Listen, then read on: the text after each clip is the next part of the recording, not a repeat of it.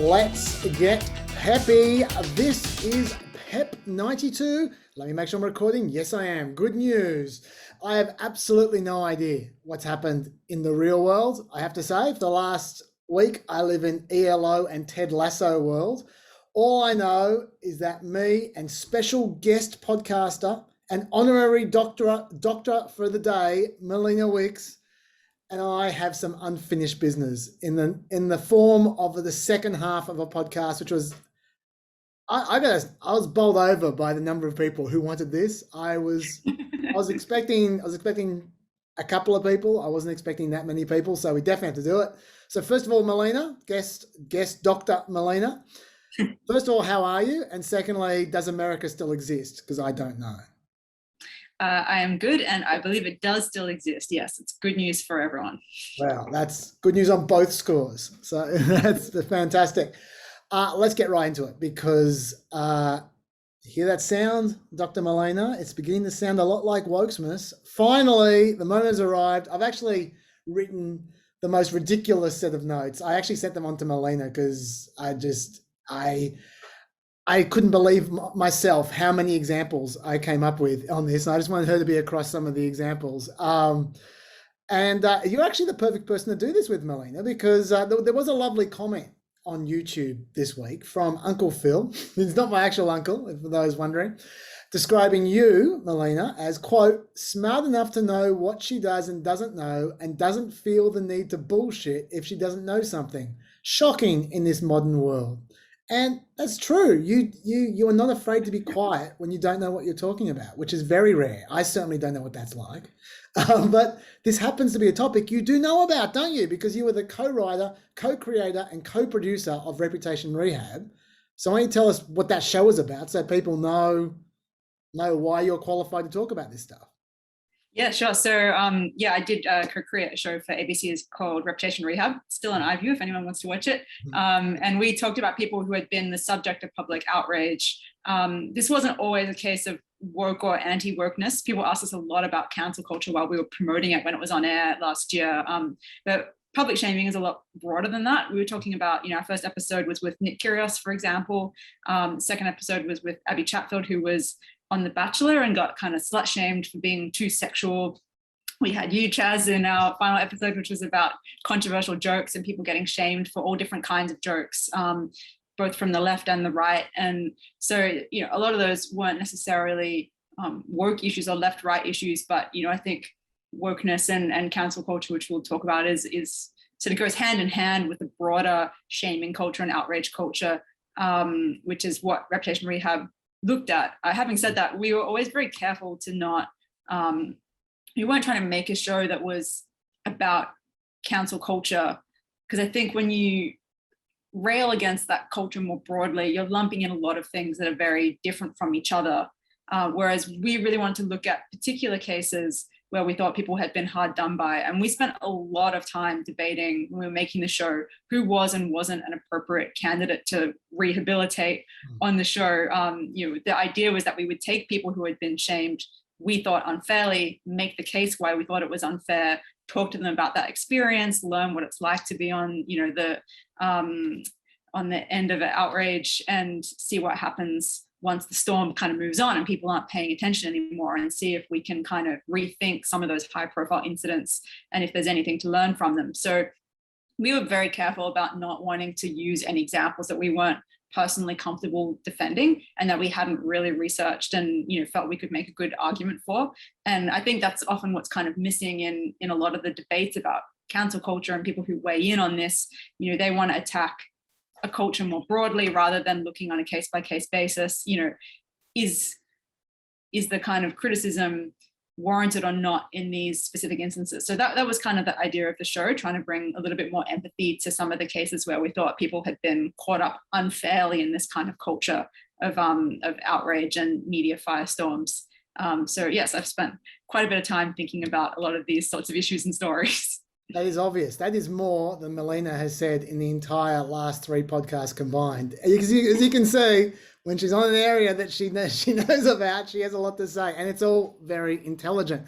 I couldn't agree more with a couple of the points you've already made, which is while there is overlap, there's not complete overlap when it comes to cancel culture and outrage culture and wokeness. But the most important point I think you made is actually the first point I wanted to make, which is the reason debates about this often get bogged down and are often pointless is because there are so many different kinds of specific types of outrage and cancel culture and wokeness. They're all very different from each other, and they all have specific nuances. And people talk about it as if it's one big topic. And I'd say that people who argue in bad faith take advantage of that broad diversity of examples to only focus on the ones that suit their particular argument they want to make, whether it's from the left or from the right, and ignore the ones or don't even know about the ones that don't suit their argument. And I want for us to not do that. I want us to go really granular, which is why I've got I've got literally 50 examples. You might not get through them all, but to be very specific about what we're talking about and to acknowledge in each of these instances, the point I'm making may not apply to all the other examples, or in fact, maybe none of the other examples. Like they're all precious little snowflakes. these examples of outrage. So we need to be very specific, I think. And I think that's a great point to make. I'll give you an example I'm talking about. Wait, let's go back to switch back to wokeness as the focus. There are different kinds of wokeness. There's wokeness in universities, both amongst students and amongst faculty. They're different kinds of wokeness. There's wokeness by corporations, which is very different to the wokeness at universities. There's wokeness by the media. There's wokeness by communications platforms like Facebook or Twitter. There's wokeness in interpersonal conflict on social media. These are all very, very different examples. And within each of those subtopics, there are a wide variety of examples as well. It's so complicated. So lest we get involved in a big soupy mess that leaves everyone feeling pissed off, let's be precise. And I want to start off by, well, actually, before I start anywhere, do you have anything broadly you'd like to say about the entire topic of wokeness, Melina, before we dive in a granular fashion? Well, I think in terms of the sort of, wokeness as it pertains to cancel culture, I think two broad points. It's important to differentiate people who are acting in good faith or bad faith, because I think you get both in terms of both people who are expressing outrage on a topic and the people who are outraged by the outrage. As you sort of touched on a moment ago, people can use their outrage about outrage to make bad faith points or to delegitimize, arguments that are worth having. And people also can be very insincere or bad faith in terms of how they react to things by being outraged about them. So I think trying to define, and identify when people are coming from a good place or not is always a helpful way to engage with these sort of individual topics. I also think it is, as we said, really important to deal with the specific examples, because while there are broad trends in the culture, and I know we're going to talk about some of those, each individual case, as you say, is very different.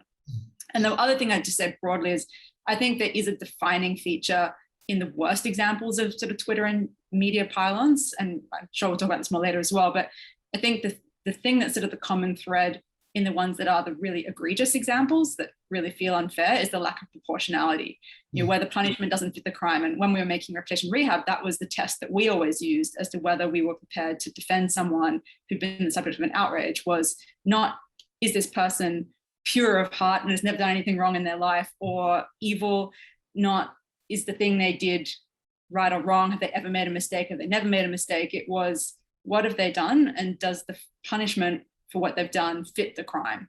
Yeah. And I think you can't assess the proportionality in any given outrage without looking at the specific details of the story. So I think in that sense, it's good that we're talking about this issue by looking at particular examples and looking at them in their individual details, rather than solely trying to kind of say everything about this culture is good or bad or right or wrong. Yeah. And because we have so many examples to get through and there's so much to talk about, I'm going to try and race through the descriptions of each example quite rapidly.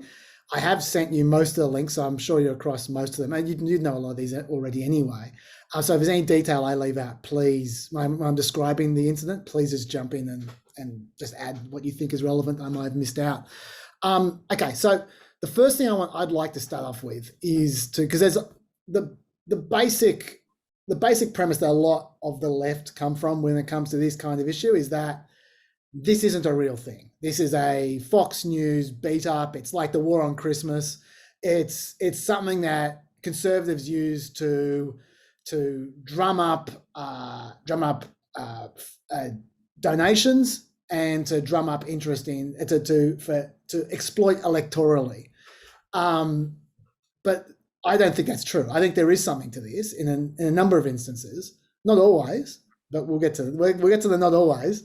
But I would like to spend some serious time going through what are some of the features of bad wokeness when we're talking about things that wokeness that is problematic rather than issues that are problematic that people get woke about.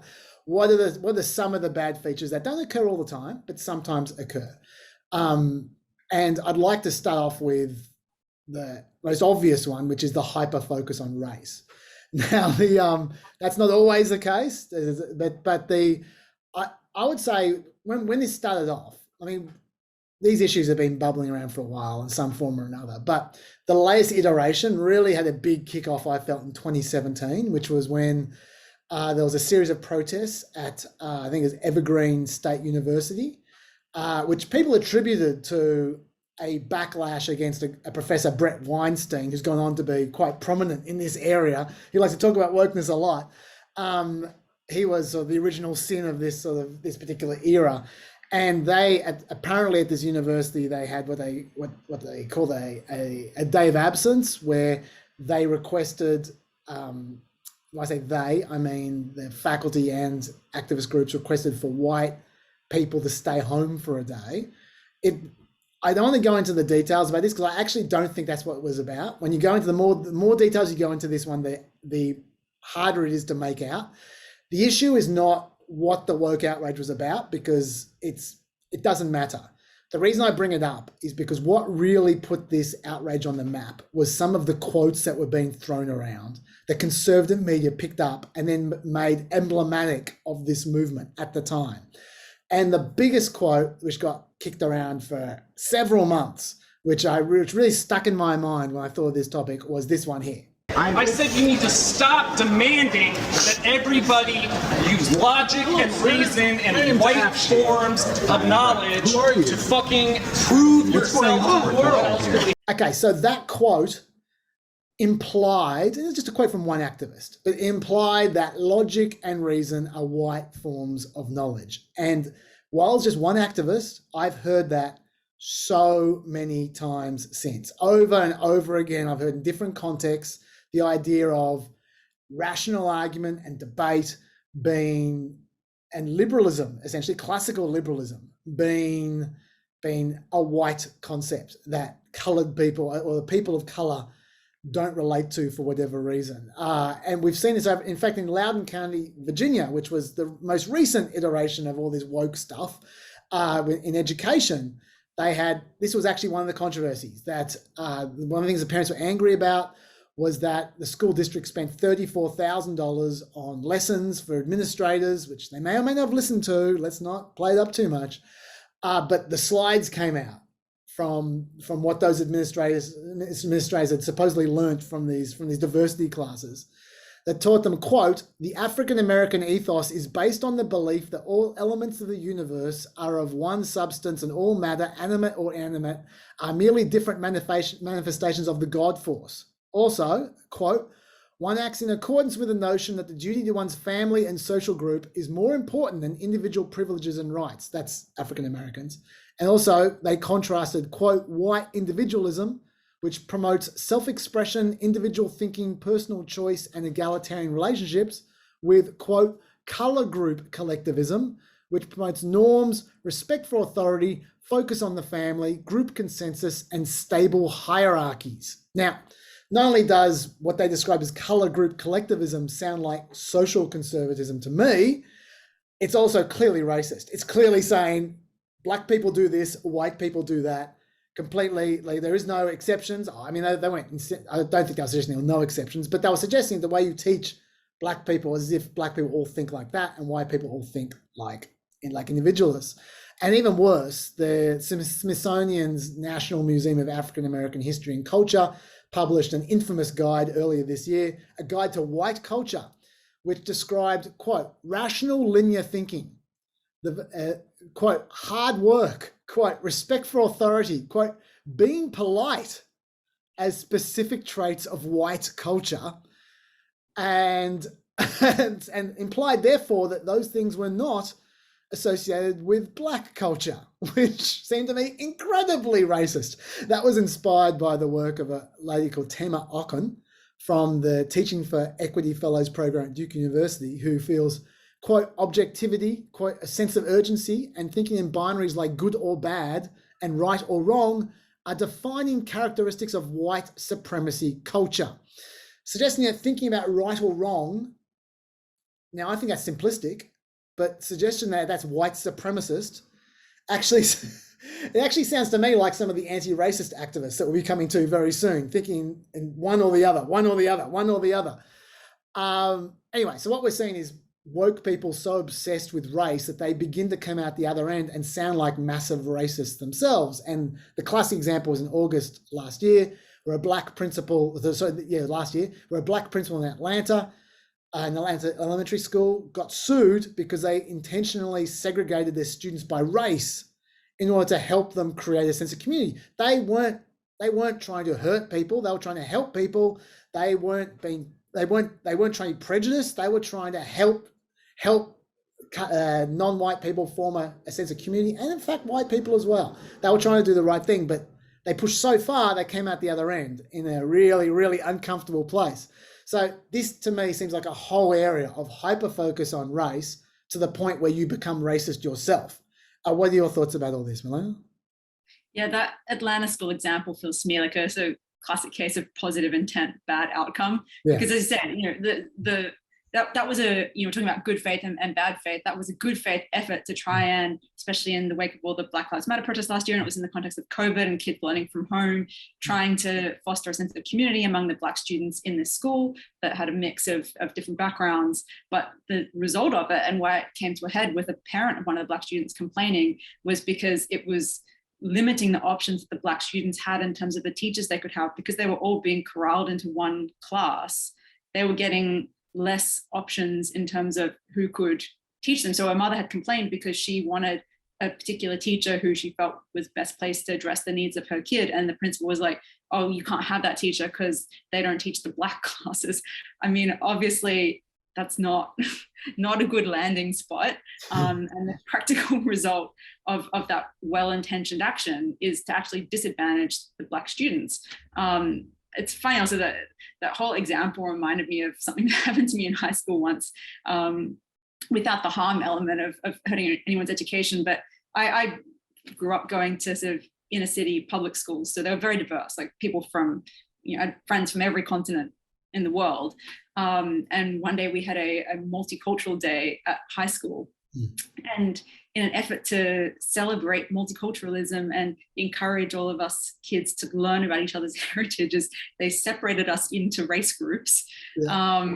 And I was made to, I have one grandfather who came from England when he was a child. Before that, my family goes back to the convicts. I don't really identify as coming from a different country. But I had to pick a country, so I had to pick Britain, and I got put into a room with the British kids, and we had to all bring a dish, one of our national dishes, to this kind of food fair. So I had to bring jam and scones, which I never ever ate in my life, didn't enjoy eating, didn't make them at home, as a representation of my culture, and sit at the table with the other British kids teaching people about our heritage, which just felt so weird to me at the time, because the reality was it was a very multicultural school. We all learned about each other's cultures by having sleepovers at each other's houses and meeting each other's families and just being friends with each other. And so, I think it just very much reminded me of that example of well-intentioned idea, but as soon as you start kind of separating people and forcing them to kind of strongly identify as being different to each other, you're potentially creating a sense of difference where there wasn't one to begin with. But yeah, obviously, once you actually get to the point where you're disadvantaging people's education through those actions, that's a whole level worse. I think you raise a good point as well about in the context of America, and then we're always looking at this from the focus of America, not only because America is kind of where the Western culture is at as much as anything, and it spreads around the world, the concepts from America. But also this planet America is my focus. But America focuses very much on race rather than culture. And they are different. They are different things. Like white encompasses a lot of different cultures. Like I am white, but I'm from an Italian culture, which is extremely different to, say, the culture you came from. Like in that my parents, they when I grew up, the kind of racism or bigotry that I was exposed to wasn't about black people. It was about white people. It was about Aussies. The idea was that in Italian culture, people worked hard and they spent a lot of money sending their kids to private school, and they never took holidays, and they'd work all night and all the rest of it. I certainly took on board some of those characteristics. But as opposed to Aussies, inverted commas, Aussies, who are always on holiday, and they're always taking weekends off, and they're going overseas all the time, and they send their kids to public schools, they don't give a shit. And it's like that was the attitude that was the kind of bigotry I was exposed to when I was a kid. It was that other white people. And but Americans don't see the world in those terms. They see the world purely in terms of race, largely. And it is funny when you get a situation like you just described, where people, if they're classed by race, that's going to encompass a whole bunch of different cultures and mindsets, and it's just ridiculous. And also, some people don't identify with a race or a culture, like what you just described with you there, for instance, not really identifying with any background other than just the one that we all share, which is Australian. There are a lot of people like that who don't identify. I just described the bigotry that I was introduced to when I was a kid, but apart from that, there was very little Italian culture about my family. And so I don't really identify as Italian, even though my whole entire family is Italian. And so if you stuck me in a room with an Italian and tried to get us to bond based on our shared culture, there'd be none. So it's some people, by all means, you can identify however you want. Some people identify in terms of race, some people identify in terms of culture, some people identify in other ways, in other respects. And the gross simplification of everyone identifying in a certain respect is part of what gets you into trouble, I think, in some of these areas. But anyway, I was going to say as well that one of the great intellectuals of this area is so big on this kind of stuff, as a guy called Ibram Kendi. There's two sort of prime movers in the anti-racist movement. We'll get to the other one in a second. But Ibram Kendi, he literally thinks there are only two options. You're either fighting racism or you're helping racism. He genuinely thinks that. Like his book, How to Be an Anti-Racist, goes into some detail about this. I'll give you a quote from him. The term not racist, not only has no meaning, but it also connotes that there's this sort of in-between safe space sideline that a person can be on, when there is no neutrality. We're either all being racist or anti-racist. That's a quote from him. That's his position. He thinks everything in the world is related to race in one way or another, either pro-racism or anti-racism. And he's one of the most prominent intellectuals in this space. And so I think it's no surprise you get a lot of simplification along racial lines because of that kind of mindset. What are your thoughts? Well, I guess, haven't read his work. I'm assuming he's a person of color himself. Yes. And I can understand how he would come to that position in the sense of, if you're Black in America, you often don't have the luxury of divorcing your race from everything. Yes. In a lot of people feel that way, that they're, everything they do is colored by their race, whether they want it to be or not. And so if you're affected that way, and then you think intellectually on those issues and write on those issues, I can understand how he comes to that position. And I can understand why it's also a really alien thought to people who fundamentally don't have that experience at all. Yeah, no, and that's an excellent point. And it's one that I was trying to imply but didn't do a very good job of. So I'm glad you're explicit about it, that for some people, it's quite legitimately all about race, not because they're obsessed with race. I'm not criticizing them. I'm saying that the circumstances they're in, the way they're brought up, whatever the reasons for their position, they do identify entirely in terms of racial terms for potentially an extremely good reason, and that is one. It might be thrust upon them without them having any choice in the matter whatsoever. I'm not having a go at those people.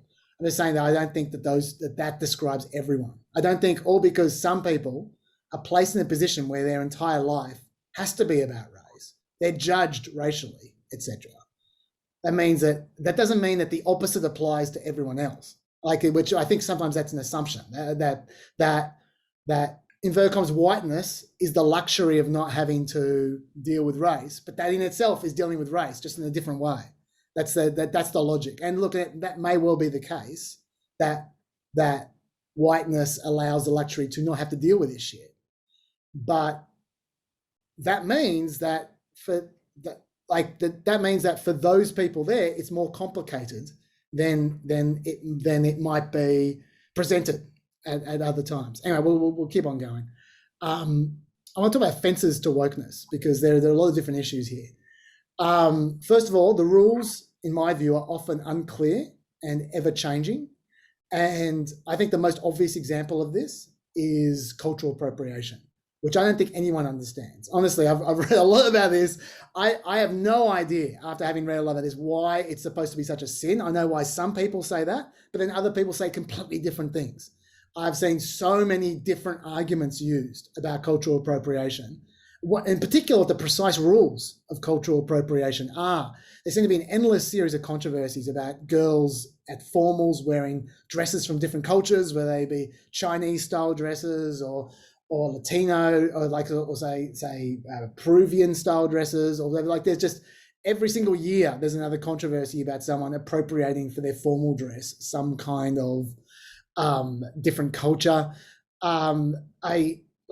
Once again, I come from an Italian background. I don't know, am I supposed to be offended by people, by Aussies making pizzas? I don't feel offended by that. It seems to me like every culture through history has been a bowerbird for other cultures. And in fact, what we call someone's culture now is probably a mixture of previous cultures from the past. And I'm not quite sure why all of a sudden we get offended by this. It's like some examples of what I'm talking about. In 2016, there was one that stuck in my mind of Justin Timberlake being accused of cultural appropriation because he makes, quote, black music, which seemed really weird to me, that Justin Timberlake likes R&B music, so therefore that's bad in some way. As another example, and this is probably this is a minor example, but I just thought this is quite emblematic of what we're talking about. There was an Aussie Instagram influencer, I hate even using the word influencer, Sarah's Day, who she was posing for some photos for her athletic wear line that she was putting out, and she had colourful braids. She had pink colourful braids and blue colourful braids during a photo shoot, and that was seen by some of her readers as cultural appropriation. And then she just withdrew the entire line and issued a groveling apology. But even during the apology, after she'd spent all this time looking into it and trying to deal with people's complaints, it was pretty obvious she had absolutely no idea what she was supposed to be apologizing for. She just knew she was in trouble and she didn't quite know why. And I'll show you what that looked like. And even now, I'm not going to lie, I'd be lying if I said I completely understood what's okay and what's not okay, because even after researching so much, asking my friends of all different cultural backgrounds, of all different races, everyone has a different opinion, everyone has a different... It's a very fine line. So I don't know. It's hard to know. So I don't know what's offensive, I don't know what is cultural, I don't know. So that's why I'm like, you know what, we had a call with White Fox, they don't want to offend anyone. The whole team who worked on this campaign are heartbroken that we could have upset. We worked on it for 3 months or so in the making, and then I feel really bad for everyone. It's okay, but it's okay. For us, it's part of it. I don't want people to be offended. Like 100%, I don't want people to be offended. I just So feel bad of for, like- course, My view is that if you're being punished for violating rules you don't even understand, there's something going wrong. What are your thoughts on this, Melina? I do enjoy that apology video for its honesty. It's so obviously very confused. Yeah, I think I agree with you on a couple of points. Broadly, that it's hard to gauge what's right and wrong and what's changed in the sense of cultures cross-fertilizing, because that's happened ever since culture has existed and people from different places have mixed. And a lot of the great innovations in culture all around the world happen because people from two different cultures meet and exchange and sort of cross-fertilize, and you get evolutions in the culture. So, I think that that's like an innate part of cultures around the world. And so when we're sort of looking at people getting in trouble for cultural appropriation, and you kind of wonder, is that suddenly a problem or is it something else?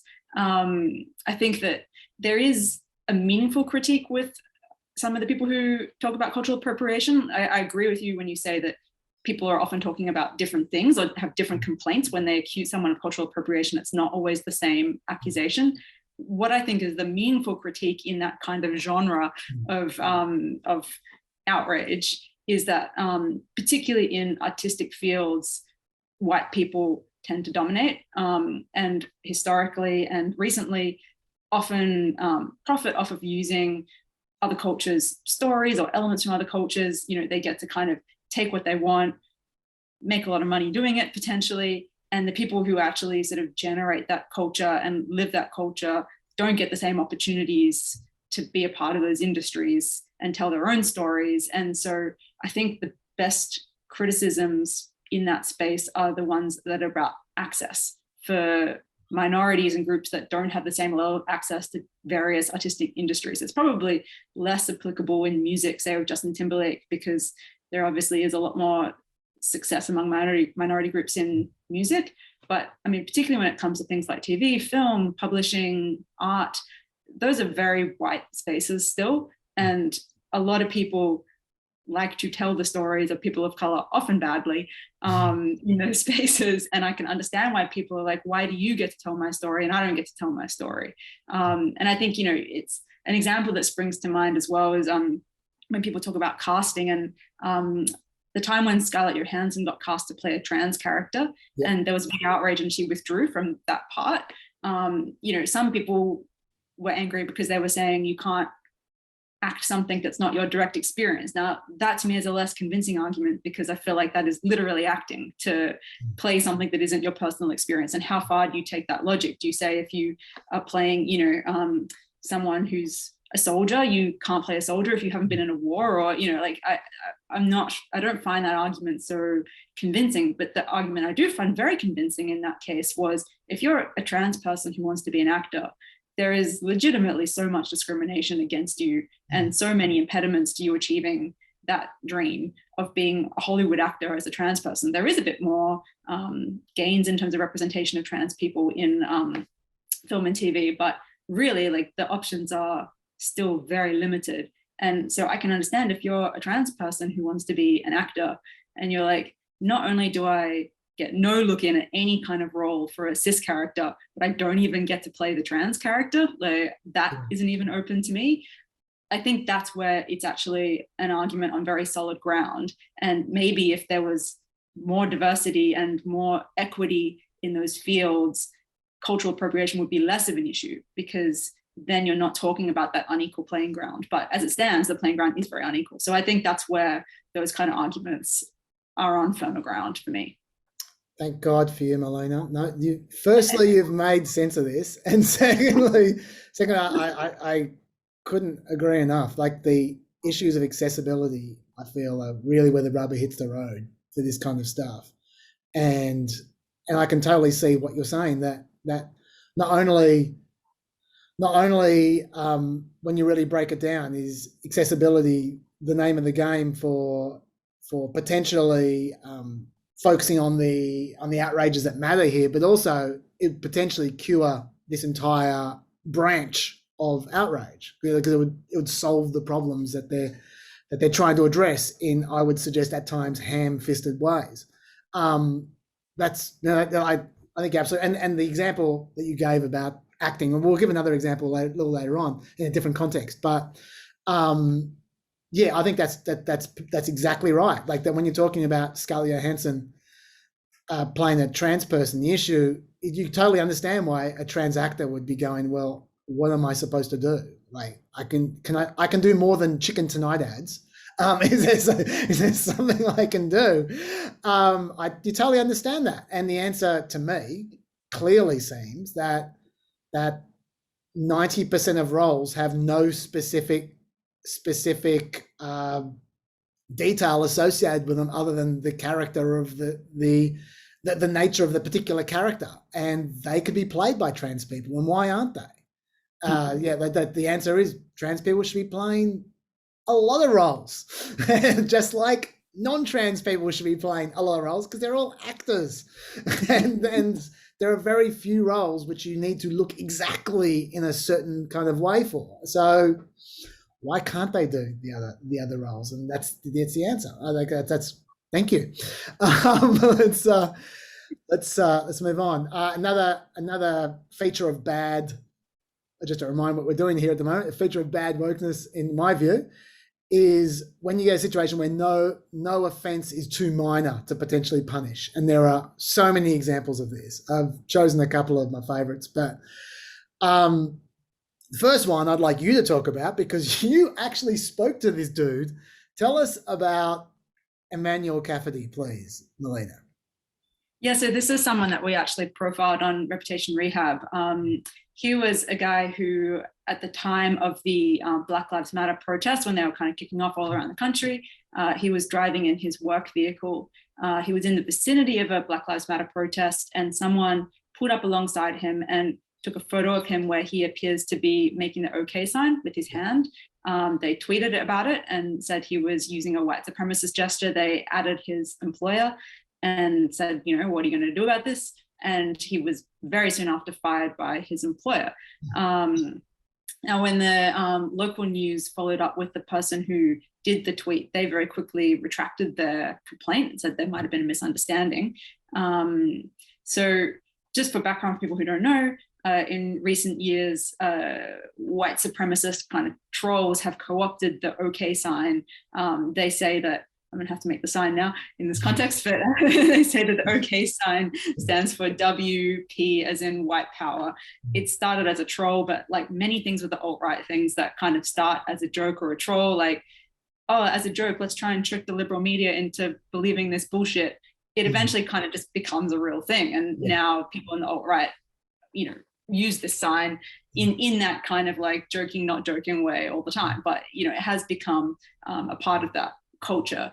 For what it's worth, the Anti-Defamation League, which sort of defined a lot of these hate symbols, makes it clear that, a lot of people don't know about this alternate meaning. Most people who use the OK sign are still using it to mean okay. And you really need to understand the full context of someone before you jump to a conclusion about whether they mean it or not.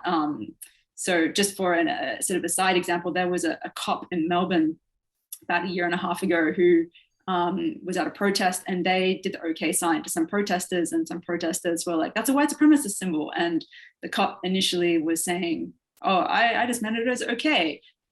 Soon thereafter, people found on the cop's Facebook page a lot of alt-right memes and things of that nature. And so, that's an example of where additional context can kind of help clarify intent sometimes. But, for just sort of broad focus, we had in Reputation Rehab a segment where in every episode where we talked to real people. We had an assortment of members of the public, all different backgrounds, different races, different sexualities, and different ages. And so it was attempting to be a broad section of the community, people who weren't media people. And some people knew about the new meaning. A lot of people had no idea, including people of color. So, I think we're at a stage where some people know it has that meaning, but a lot of people don't. And so anyway, that's just sort of a background to the OK sign itself. This guy, Emmanuel Cafferty, he basically says he was driving in his car. in the vicinity of Black Lives Matter protest. He drives all day. He had his hands out the window, and he says he likes to stretch his fingers like that, just kind of stretch them out. And someone pulled up alongside him at a traffic light and was like, do it again, do this. And he's like, well, what are you talking about? He said, made the gesture. The guy took the photo. So that's his story. As far as we could see when we looked into it, he didn't have a social media presence that would suggest that, he was enjoying posting alt-right stuff or anything of that nature. No one had put forward any other kind of information that would enhance the allegation that he meant it in a white supremacist way. We contacted his employer and asked them, was there anything more to this story that we should know about beyond the initial tweet? And they didn't have anything to say to us one way or another, which is pretty typical of corporations in these examples. And also important detail, Emmanuel Cafferty is Mexican-American. Yes. The person who took the photo and did the tweet was white. The person who investigated his claims, his case and fired him were white. He's the only person of color in this whole controversy. And he's the one who's accused of being a white supremacist. So, it's an example where, we, as we were, assessing whether we wanted to cover his story, we tried to see if there was any reason to think, that he did mean the gesture in the white supremacist way. And you can't ever know 100% for sure what's in someone's heart, but we couldn't find any evidence to suggest that there was any reason to think that he meant it in that way. And I feel like in the absence of any evidence to suggest that, you have to give people the benefit of the doubt, because most people, as I say, more people than not, have no idea about this, online, 4chan meme that has not filtered out to the real world in a meaningful enough way that we can draw broad conclusions. And just to confirm, he did get his job back in the end, didn't he? No, he didn't. Okay, all right. Well, there you go. And it's a terrible thing because he works for the local electric and gas company, and so the job that he has, he said the first time in his life he wasn't living paycheck to paycheck. It was a really good job for him. It was decent pay, good benefits, and it's the kind of job where there's only one electric infrastructure company in the city, that you can't just go to the one down the street. So he can't get that job anywhere else where he lives. And this is also in the middle of the COVID epidemic as well last year. So, I mean, it's really a devastating thing. And he's like, just talking to him about it, his life has been completely upended and he's completely shattered by it. We asked him, about the kind of wash of it all. And he said, he tries to draw lessons from everything in life. And the only lesson he could draw from this is, if you're in any kind of work vehicle or identified as work or anything, just do nothing. Roll up your windows in your vehicle. Don't engage with anyone. Don't ever do anything that could ever be perceived as any kind of gesture or anything, because you can get in trouble for something you don't even know is a thing. And that's a sad lesson, I think. Yeah, that seems like the wrong lesson to me. Yes, and the saddest thing of all is that your show was on the ABC, so you undoubtedly didn't pay him very much either. Because at least he could have made some money out of it if you worked for Channel 9. But anyway, and what you identified, by the way, there, like I said, we can't generalize across any of these, but if they were ever going to generalize, you would say one thing that keeps on cropping up, not all the time, but so often, is that every single person involved in the outrage and propagation of the outrage is white. It's not the people committing the outrage necessarily, but the people propagating the outrage. It's that we'll talk about that a little bit later on. There's some other examples. I mean, you can't get much more minor than just touching your index finger and thumb together as an outrage, but you can get more minor in terms of time passed. Like, for instance, one of my favorites is actually my favorite's coming up, but there's a woman called Sue Schaefer who attended a Halloween party for Washington Post cartoonist Tom Towles back in 2018. She came in ironic blackface. And they go, what's that mean? Ironic blackface. So blackface, Chaz. No, look, Megyn Kelly had just gotten into trouble for saying that it used to be okay to dress up in blackface when she was a kid. If you're dressed up as a character, she was saying, like if you're playing Michael Jackson or something, which may well have been the case. I wasn't in America in the 70s. I don't know.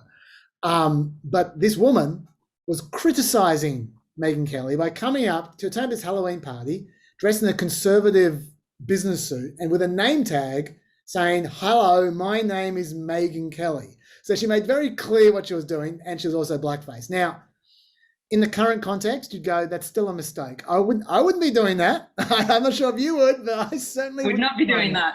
No. Someone confronted her at the party as soon as she walked in, saying that that was inappropriate and that that's just the same as going blackface. She broke down in tears and went home because she realized that she kind of screwed up. She apologized to the host the next day. Now, that is a lot bigger than Emmanuel Cafferty did, that's for sure. But it was actually dealt with at the time.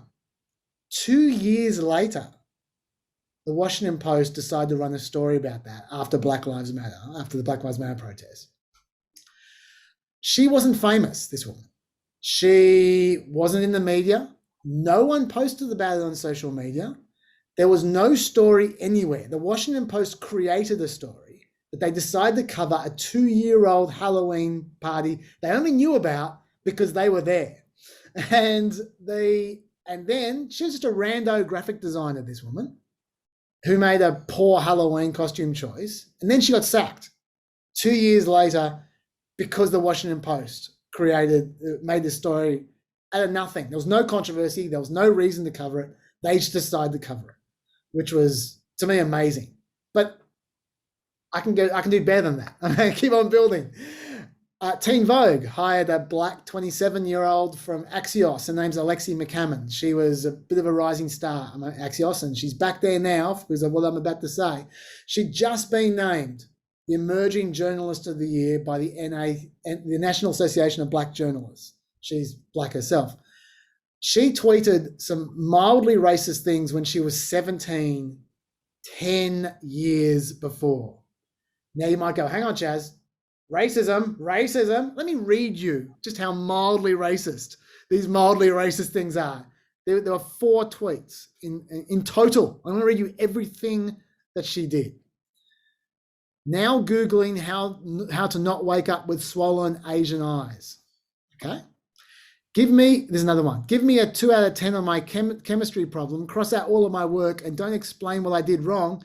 Thanks a lot, stupid Asian teacher's assistant. You're great. That's another one. Outdone by Asian. Hashtag what's new. That's another one. That's just about someone else being her, presumably. And a reply to someone else. She said, she was like an old Asian woman. Lol, lol, lol, lol. I don't know what she was talking about. They're the 4 things. Now, those, I don't think they're great, but they're the 4 things in total that led to an outrage about her past 10 years ago when she got the role as Teen Vogue editor today. Now, she apologized for those things as well. They were brought up in 2019 and she apologized for them. But in her apology, we'll talk about apologies in a sec. Within her apology, she described those tweets as deeply insensitive when she apologized for them. Someone was offended that she didn't use the word racist to describe them. She only used the phrase deeply insensitive. And so they resurfaced them now when she got her job as the Teen Vogue editor, and she was immediately forced to resign before she even took on the job. So that's that one there. And then this is my favorite one, most amazingly of all, is a guy, Neil Golightly, who was the communication chief at Boeing until he was forced to resign because of a 33-year-old article that he wrote that arguing that women shouldn't serve in the military, something that there are people who think even today, sexist people, but still people, and 33 years ago, that was the 1980s. Like, people were into Andrew Dice Clay back then. Okay, it was a very different world. And this guy wrote an article about women serving in the military then, which somehow resurfaced now, and he was forced to resign because of that. Now, to me, this is another feature of when wokeness crosses the line to problematic, is when there's just no limits to how minor and how there's no statute of limitations. No matter what you do, no matter when you did it, you are liable to be punished if you roll snake eyes, if you just happen to be unlucky and the wrong person just gets their back up. What are your thoughts? Yeah, I think like context matters a lot when it comes to how we judge these things, especially if it's, you know, a tweet or a comment from the past. You know, like for taking the example of the Axios reporter slash was going to be Teen Vogue editor, I think the tweets were bad, and I think she was right to apologize for them. She made them 10 years before as a 17-year-old. So the important question for me then is not just, are the tweets bad or not, but what kind of person is she now? Like, is there evidence that she's genuinely remorseful and she's grown up? In which case, I think we should incentivize positive change with forgiveness. If she's not remorseful, it's different. But if we don't accept anyone changing their mind from a bad opinion to a good opinion, why would anyone ever bother to change for the better? Like, if our interest here, which I think it should be, is making the world a better place and advancing social justice, I feel like we don't need to congratulate people for renouncing a view that was maybe a bad view. Same case with the Boeing guy. We don't necessarily need to like hold them up as heroes for changing their mind from a bad opinion or being remorseful for, you know, a racist tweet. But I don't think we should really be shunning them either, because I think that's when you just harden and entrench people in bad views. And I don't see why we would want to be doing that as a culture. That's a great point. Are you trying to make the world a better place, or are you just trying to punish people? And it's great. And call. I worry also, you know, for kids on social media today, you know, I think that as a teenager, you should know better than to be saying things that are racist. I feel like when I was a teenager, I knew that racism was bad, but there's a lot of things that are a step below that, you know, where people can make jokes or things that are still clumsily worded that they could still very much get in trouble for in 10 years time or whatever, or things that even aren't problematic at the time that they're posted. And then, you know, the rules shift and change over time, which is just often the case. And I kind of think like all these people who, you know, their brains and their thoughts are still developing, they're expressing themselves online, you know, in ways that are maybe clumsy or maybe even problematic, and then they grow up, but people are judging them at a moment in time where they're not fully formed humans and wanting to kind of have that impact their opportunities for the rest of their lives. I think that's not a good place to be. And I mean, again, in the case of the Axios reporter, you know, she was a 27-year-old African-American woman whose career was on the rise up for this, you know, great job. And I don't know that we've advanced racial justice by saying she should be forever held down by this, you know, a couple of dumb tweets she made as a teenager. If she's sorry, if she was not sorry, it would be a different case. But she had apologized.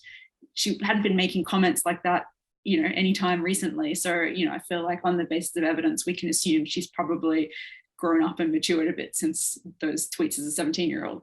Now, an argument that someone might make, I'd like to play devil's advocate from the other side, they might say, look, you destroying this person because of their tweets from 10 years ago might seem harsh, but there's nothing that can send a message louder and clearer to the teenagers of today that they shouldn't tweet like that than seeing an example by destroying someone. Now, sure, you sacrifice that one person, it's bad for them, it's not right for them, but for the future, for looking back on this in 10 years time, like you might achieve racial harmony even more rapidly if you communicate to people in no uncertain terms that they are gone if they participate in racism. That might be an argument they might use. So do you have a reaction to that? I feel like there's enough contemporaneous examples that people can point to show that there are consequences for being racist. I mean, and having said that, there's also the consequences are really only within the left, because there's lots of people who make a great living out of being super racist in the media. So, you know, I think, again, my issue with it, if we're going to say, if you've ever done a bad thing, no matter how sorry you are, no matter how different you are as a person, you will never, ever be forgiven. I think the risk that you create is that you incentivize people to double down on those bad views rather than kind of, you know, coming to a better perspective. And I don't think that is for the net good. Yeah. Okay. Let's go on the next area. Intention and harm of offences. I think both causing harm and intention of causing harm should be critical issues about whether someone's actually done something bad. That's not necessarily the case in these kinds of examples. And I have a few here.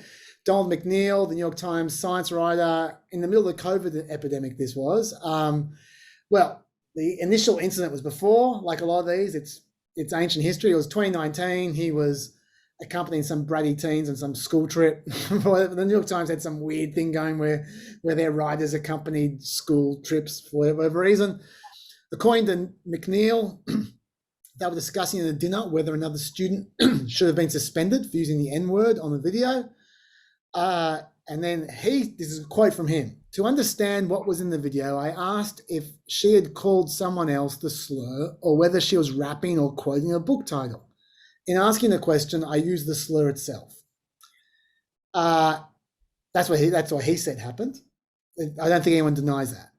The student was offended that he used the actual word though, and it was investigated. The New York Times executive editor let him off because he said there's no malice here, so don't worry about it. But then it became public again in 2020. 150 times New York Times staffers wrote an outrage letter demanding consequences. And the very same executive editor who had let him off in 2019 sacked him then. Why was it? This is a quote from the executive editor, Dean Piquet. We do not tolerate racist language regardless of intent.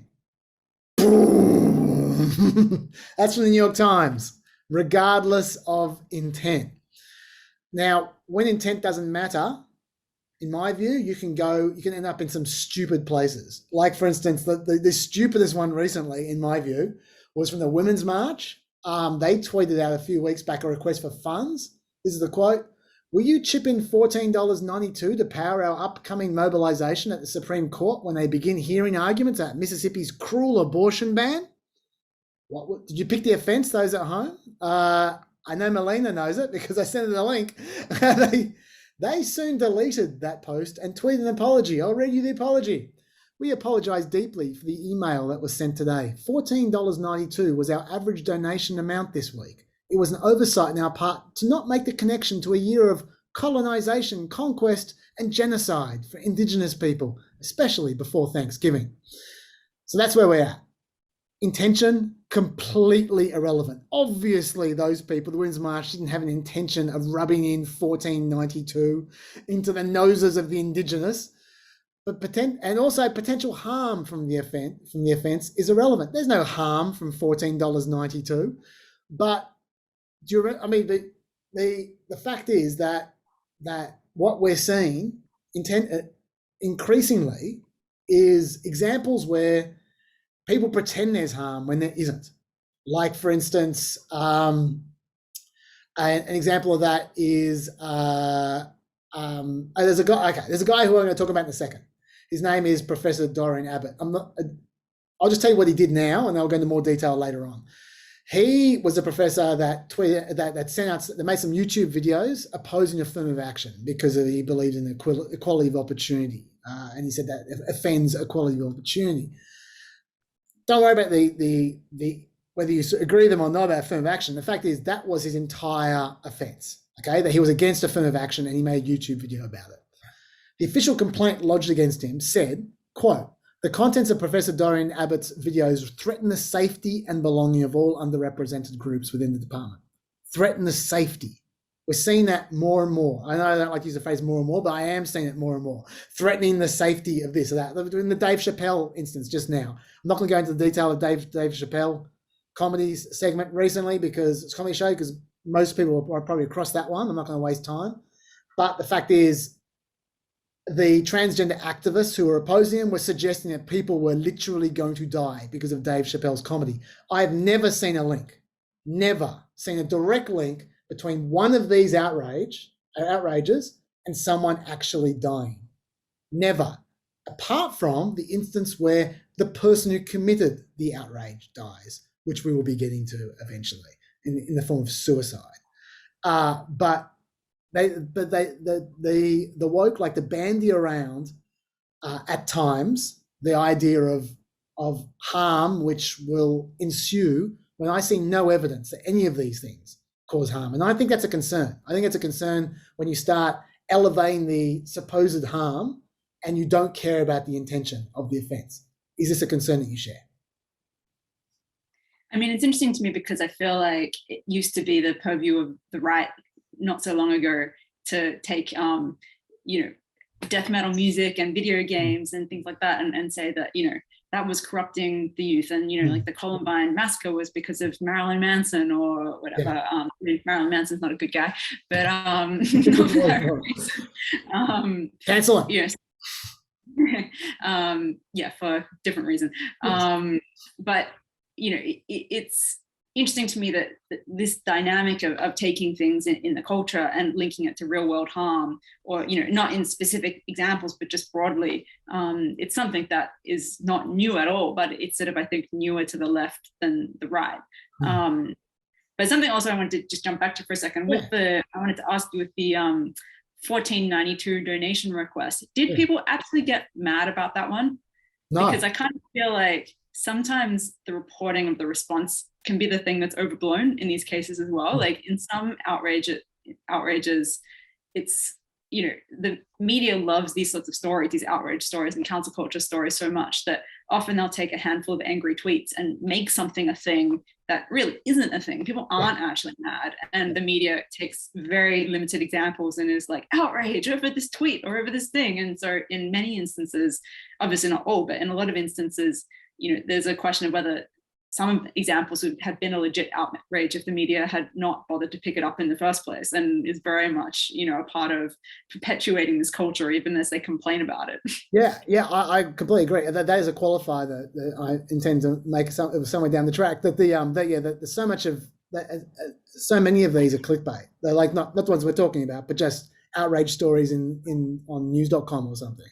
Often clickbait, which are just bullshit. They're like 3 tweets and that's it. The case of $14.92, I couldn't find anyone who was outraged at all. Like the reason I brought it up was not to suggest this was an outrage, but to suggest this is where you end up when you don't, when intention doesn't matter and harm doesn't matter.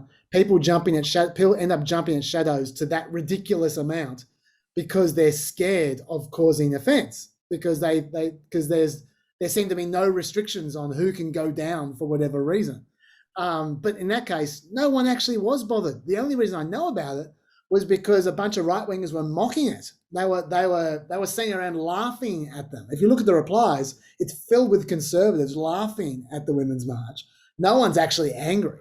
It's there's some mock outrage, like people acting like they're outraged, but that's just to tease them. It's but you're absolutely right that sometimes the stories presented are just 3 tweets and that's it.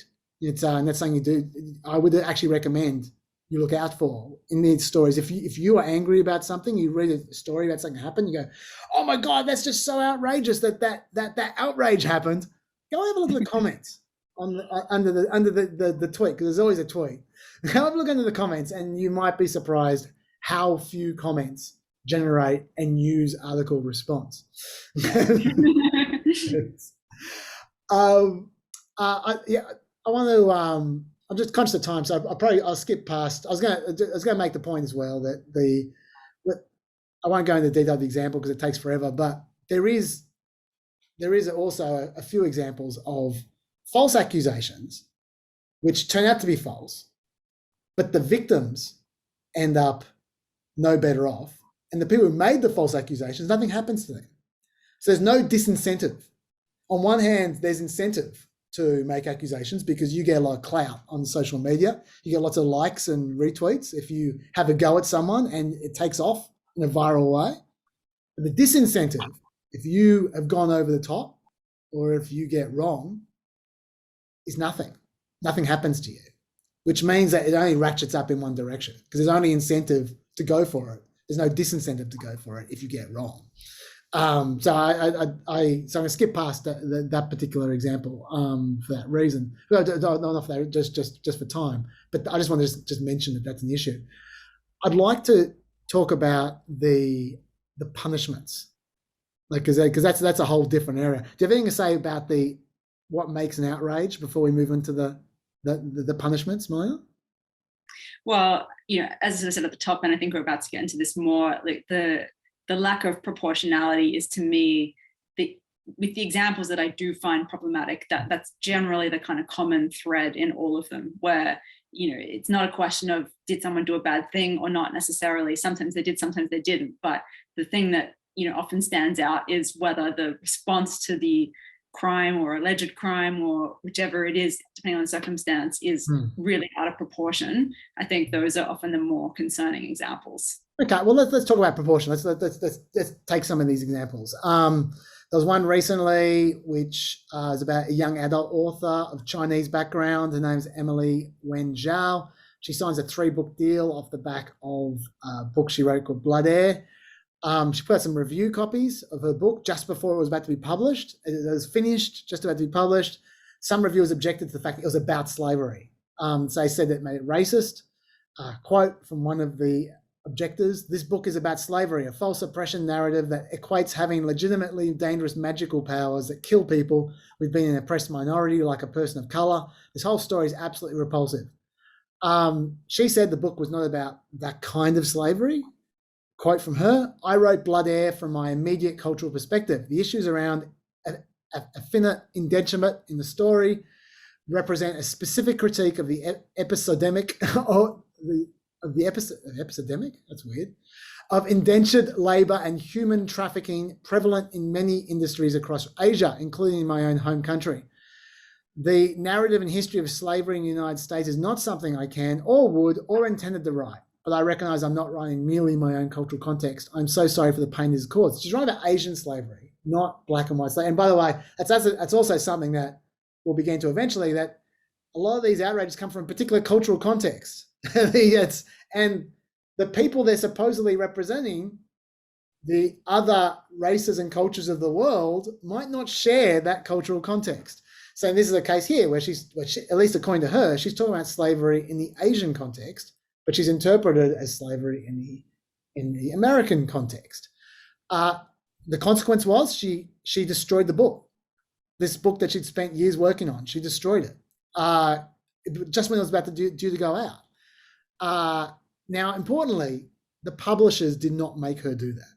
She chose to do that. The publishers stood by her, but her critics, including a bunch of people who hadn't read the book, felt that that was the appropriate move in the context because of her sin of being, in their view, insensitive towards slavery. Look, I haven't read it, so it's hard for me to judge, but it strikes me as possibly way out of proportion that she's had to just junk years of her life and her potentially her fledgling career, because a couple of people thought that it was insensitive to an area that they cared about that she wasn't even writing about. She's a Chinese person writing about the Chinese context. Anyway, that's one example. A better example, I think, is Hugh Sheridan.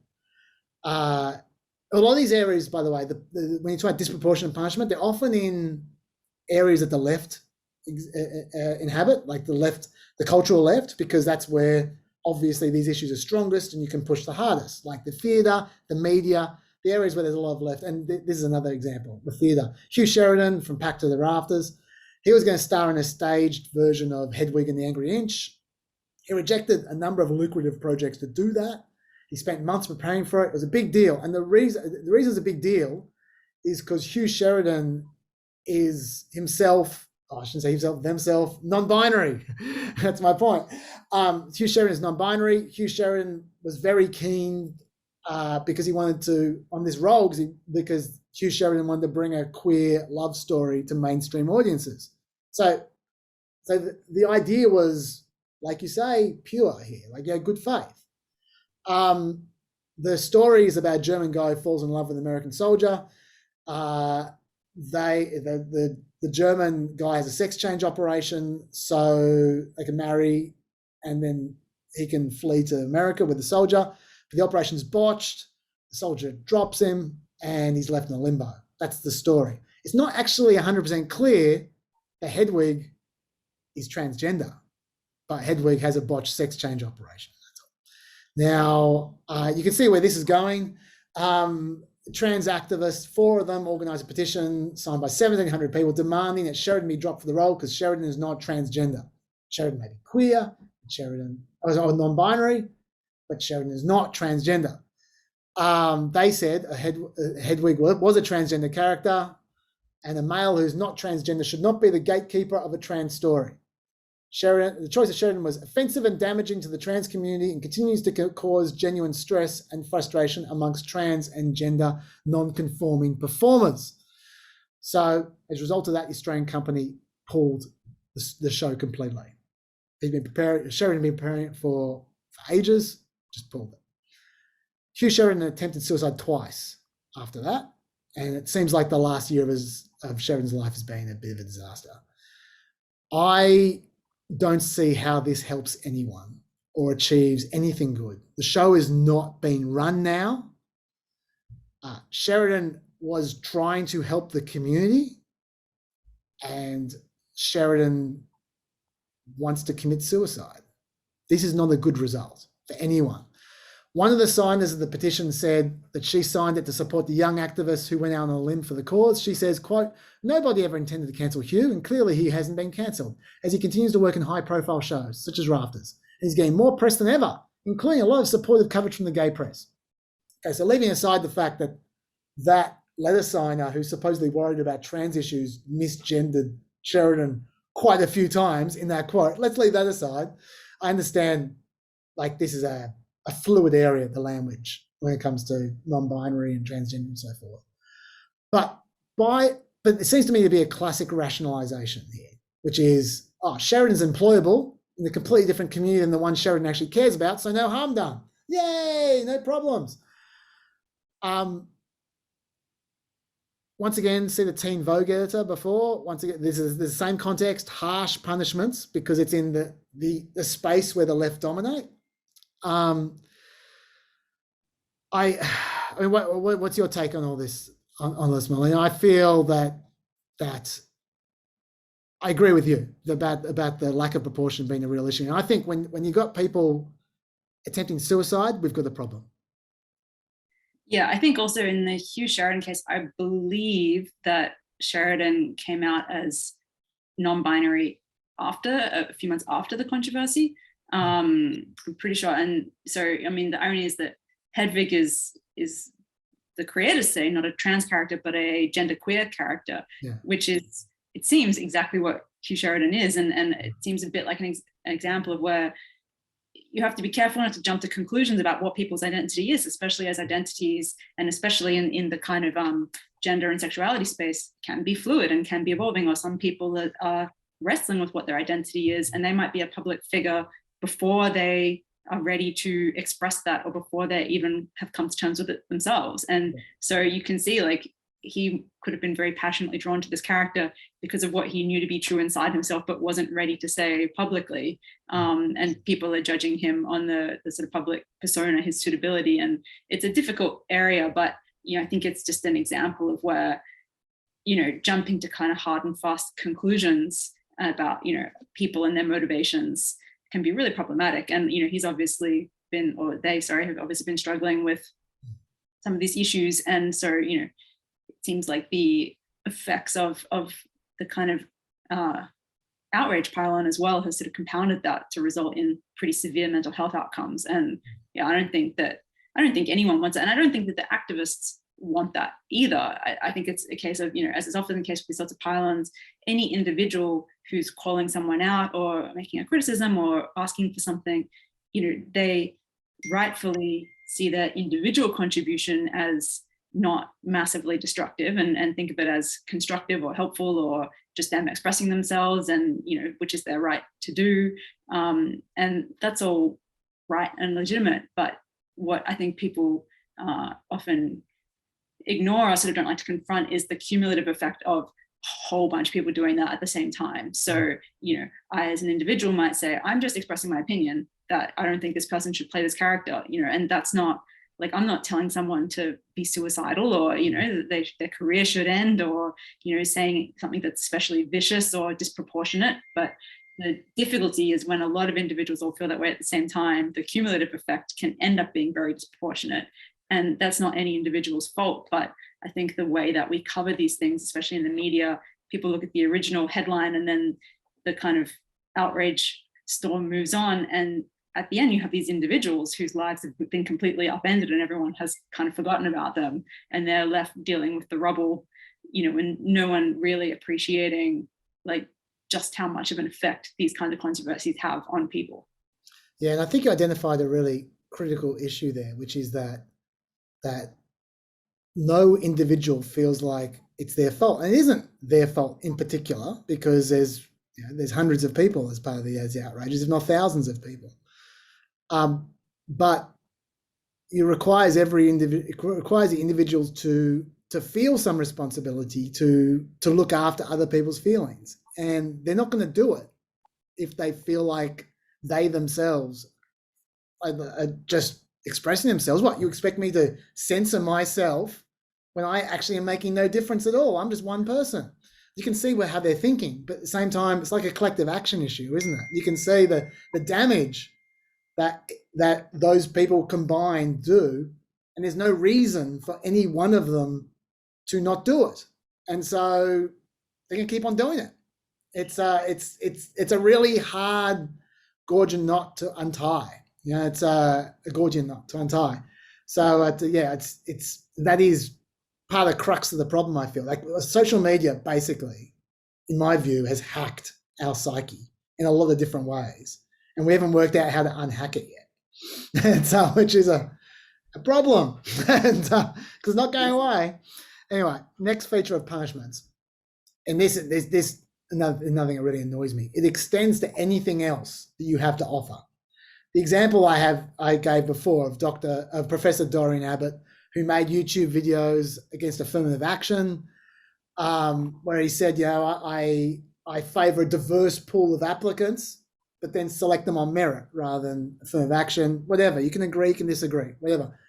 He was going to speak at MIT about geophysics, but he wasn't going to speak about affirmative action. He was going to speak about geophysics, which is his area of specialty. And after a pressure campaign, MIT pulled his invitation. The head of the department at MIT said, quote, "Besides freedom of speech, we have the freedom to pick the speaker who best fits our needs. Words matter and have consequences." Okay, you can understand where he's coming from. But so they pulled his invitation. Now, this is just a speaking gig. It's not a big deal. It's not his whole career. It's just one speaking gig. He didn't lose his job. Princeton stepped in when it became controversial, and they allowed him to speak there instead. It's no big deal to Professor Dorian Abbott. If anything, he's more of a celebrity now than he was before, so it's actually worked out well for him. More people watch his affirmative action videos he's so keen on. But the message is still clear, though, to everyone else. And this is where I feel like this woke stuff can get quite insidious. It's not about necessarily the person. It's about the people watching the person. The message goes out: if you transgress, nothing you do in any field whatsoever will be acceptable. We will try and stop you doing anything, anywhere, if we can, if you have offended us in this one area.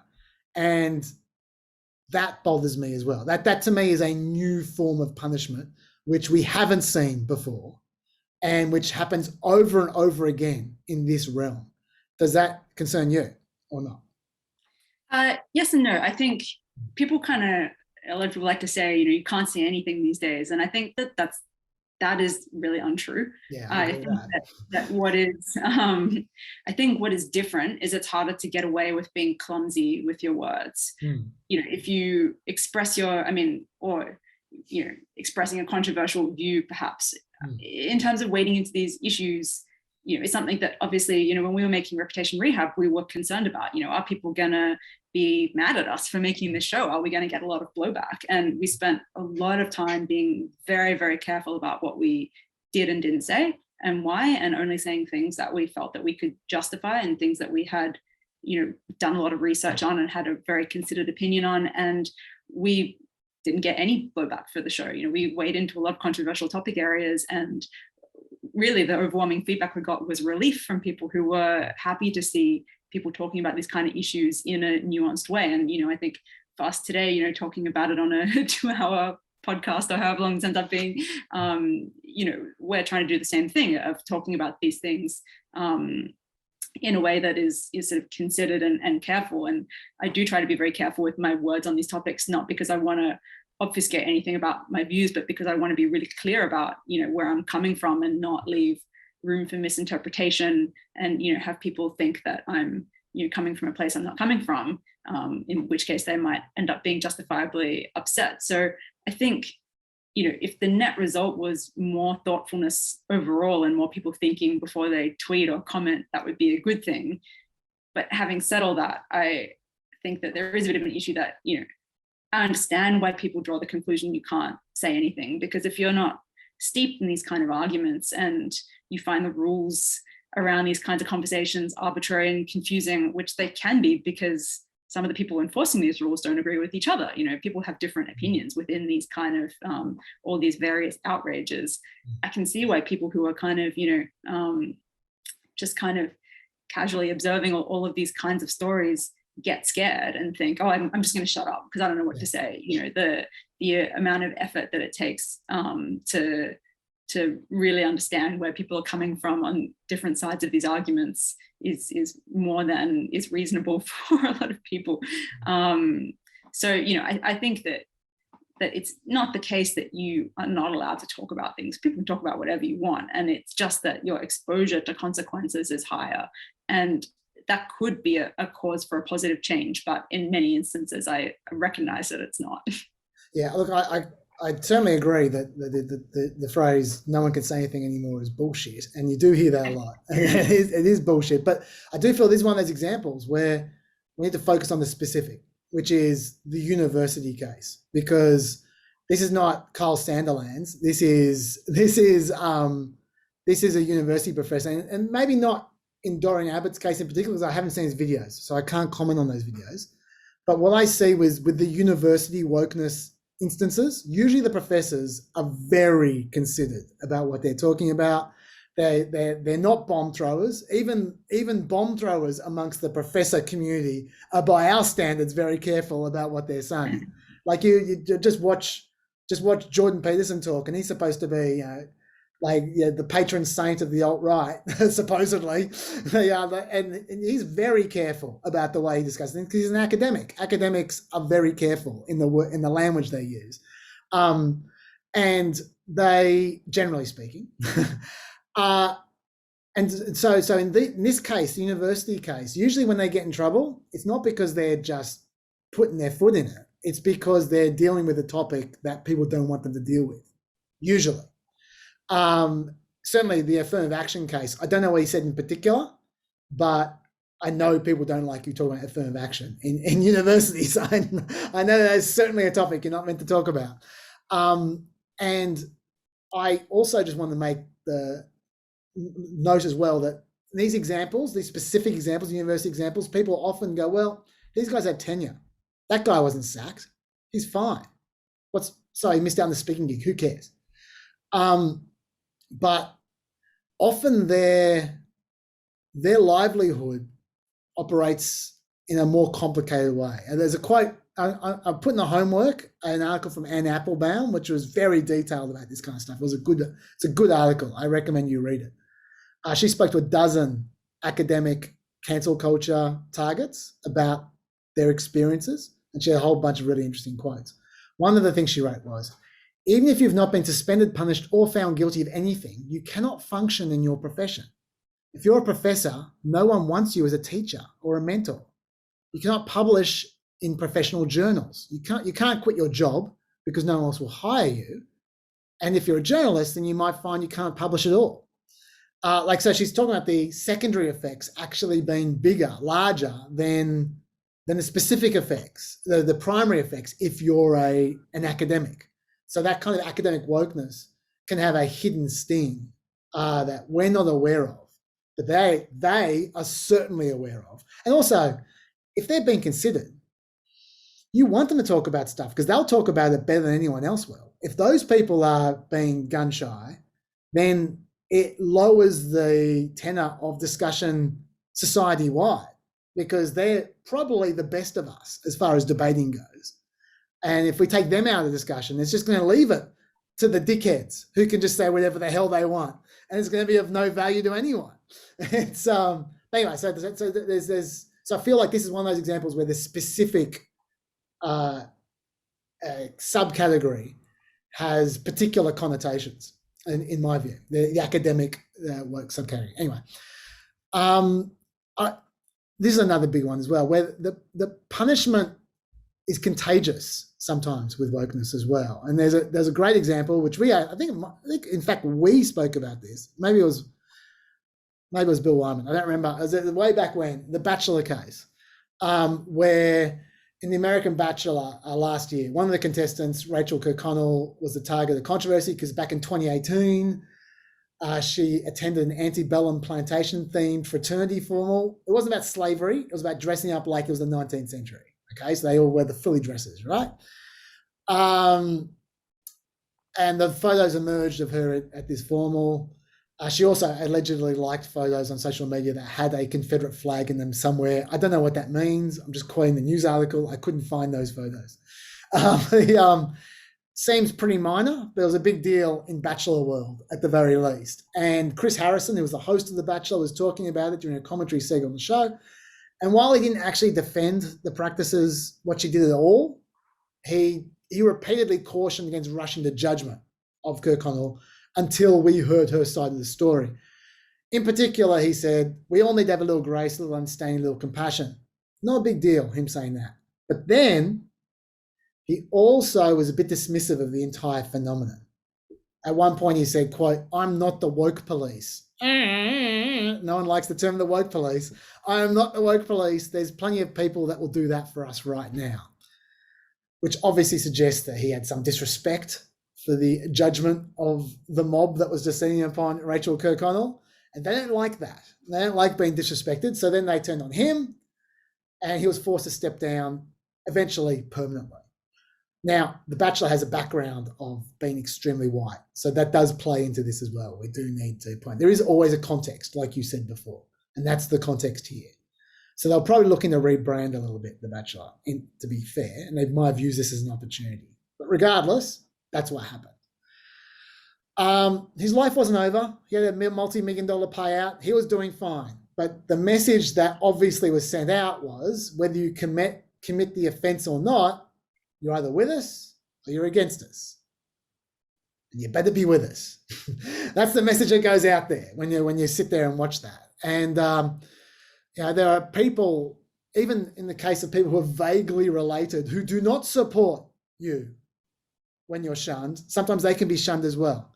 The worst example, one of the worst examples I've got here is a guy called which we have talked about on the podcast as well. A guy called Majdi Wadi is a Palestinian immigrant who has a business making hummus. He's in Minnesota, been there for like 30 years.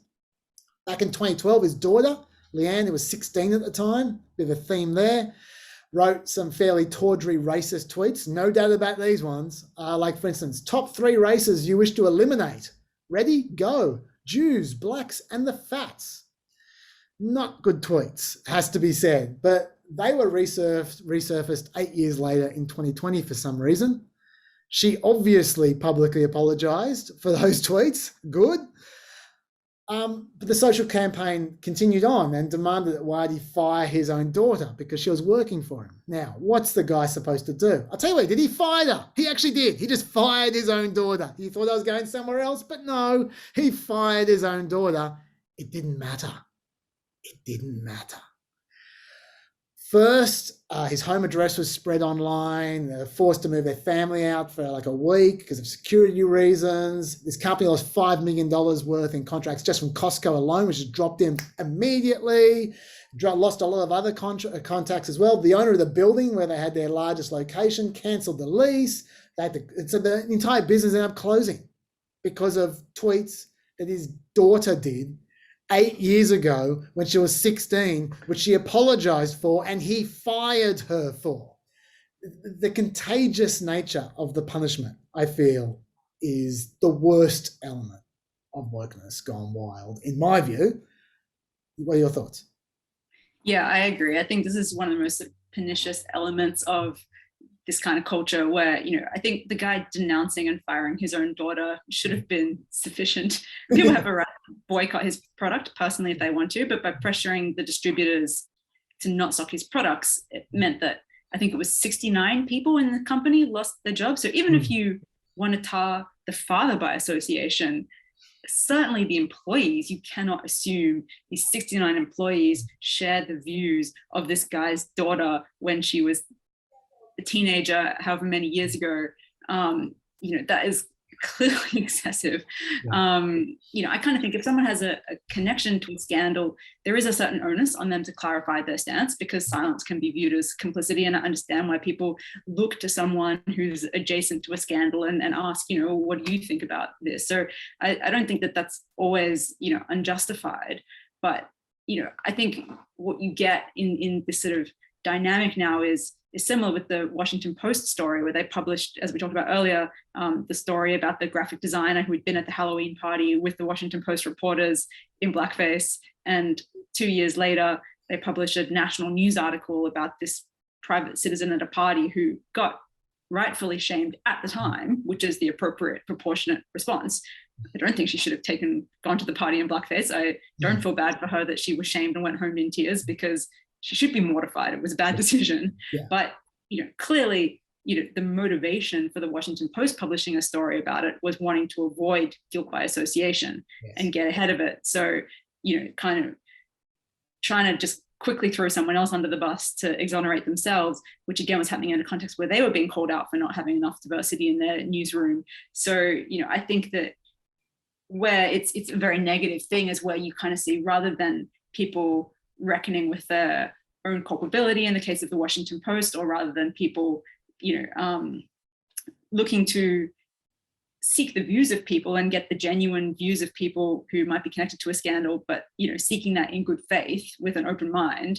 Instead, what you get is sort of tarring people by association, which then leads to a lot of people preemptively throwing people under the bus in a sort of ill-considered way, just because they're scared for their own hide. And I don't think that that's a good thing. Yeah, there's a real Salem witch trial vibe about some of this. I mean, the article that Anne Applebaum wrote, which I'm recommending, was actually set this in the context of this whole area, in the context of the Scarlet Letter, the book. And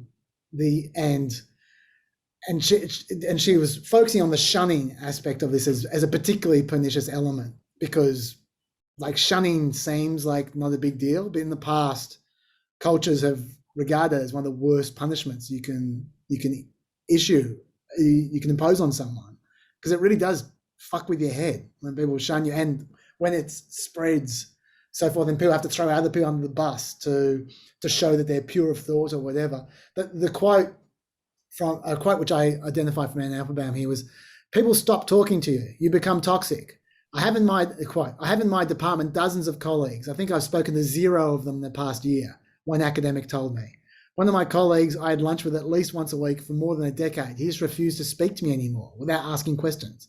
Another reckoned that of the 20-odd members in his department, there are 2, one of whom has no power, another of whom is about to retire, who will now speak to me. Quote, most people drift away because life moves on. Others do so because they're afraid that those unproven allegations might imply something far worse. One professor who has not been accused of any physical contact with anybody was astonished to discover that some of his colleagues assumed if his university was disciplining him, he must be a rapist." And it goes on to give some more examples. Pause. Okay, let's take a moment now to regather our bearings, because for those who are listening to the podcast rather than seeing it, I'm suddenly wearing different clothes and have more growth, because this is 2 days later. We just had one of those magic white flashes, and because we had to stop at that point in time, at that gripping moment in the podcast, but we are recommencing now, and not much has changed, except for I have now also watched the other 2, which is great. I recommend it. Good, very, very funny show. I will give it to Melina, because of course I purchased it legally, Melina, and so you will also purchase it legally. I won't give it to you at all. That's good. Correct. All right. That will work. Let's move on. I'm wearing the same t-shirt today for continuity, because I'm a TV person, and that's how I think. And the fact that you've changed your t-shirt now just makes it look like I don't change my clothes. So thanks. Yeah. So, okay. So for those who are watching, Melina is not feral. She's just conscientious, and I don't give a shit. So yeah, not only do I not give a shit to not bother continuity, but I also am actually highlighting it for those who are listening, which is actually the bulk of the people taking this podcast, and the people listening. Listen, so I really made a hash of it. Anyway, let's move on. I feel like we kind of spent enough. I mean, a few other little minor little notes, but I felt like we spent enough time talking about the offences and the punishments associated with wokeness / cancel culture, at least where they overlap. Let's take a mini step forward to, okay, all right, so how do you actually move on from these? Because this is also another element that's potentially problematic in this sort of world. And I mean, I think we're all familiar with the apology, the classic outrage apology, which appears to be crafted by some kind of PR management firm, even when it's not. They often seem like a hostage letter. They're often compared to struggle sessions from communist China from 50 years ago. I kind of, in a way, and they're very hard to take seriously, these apologies, but I kind of feel that's almost the point. Like, I feel like the fact that they're so difficult to believe, it's almost like, to me, almost a form of domination, that where you completely subjugate yourself and just issue an apology so groveling that what you're communicating is not just that you're sorry, but that you accept the subjugation of your accusers. Like, you accept a lower status as a result of your trespassers. I don't know if maybe I'm practicing a bit of shit psychology there, but I almost feel, because they're just so unconvincing in how, and they use different language. Let me give you some examples of what I'm talking about. I couldn't find a classic example off the top of my head when I was flicking through in preparation for this, but I do recall when I talked about a few months back, which you're well familiar with because you're a fan of the Kimmy Schmidt show as well. Ellie Kemper, who was Kimmy Schmidt, had her own incident earlier, I think it was this year or maybe the end of last year, where it turned out that she was crowned the Queen of Love and Beauty at something called the Veiled Prophet Ball in the 90s, okay? The 90s, the 1990s. It was 1999. It was over 20 years ago. She was 19 years old. What's wrong with being crowned the Queen of Love and Beauty, apart from the obvious? There's nothing wrong with the ball today.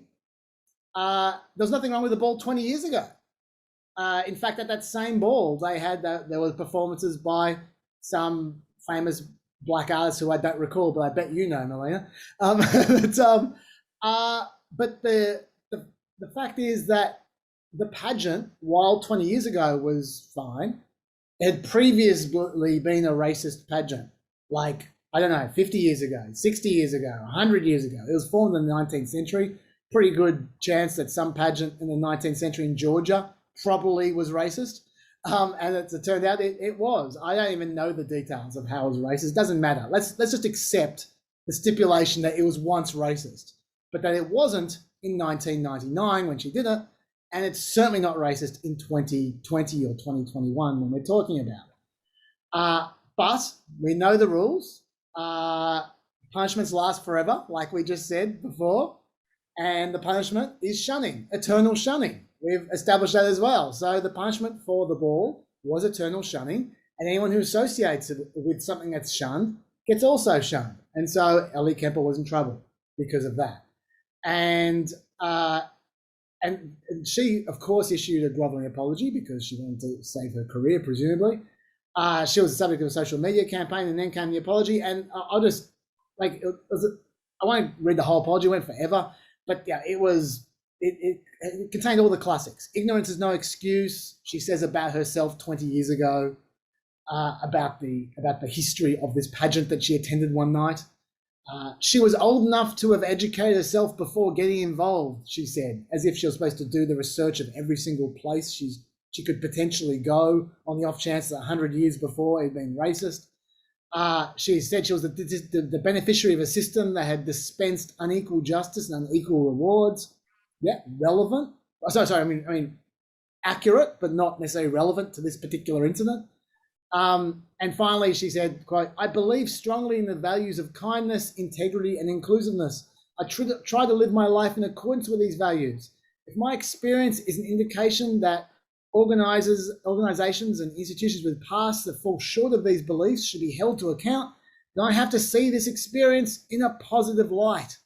Okay, so she not only apologized thoroughly for what she did, but she suggested that she actually liked the punishment. She suggested it was a positive. This whole experience, she was glad it happened because it helped educate others, she says in her apology.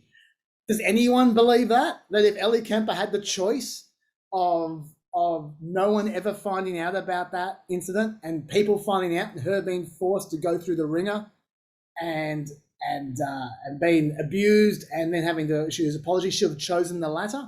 I don't think anyone believes that, but that's what she is suggesting. And like I said, I can't help feel that's almost kind of the point. Like you see sometimes with the MAGAs, with Trump, you sometimes see Trump say things that no one could possibly act like they believe. They're clearly not true. And then apparently intelligent people pretend they are true.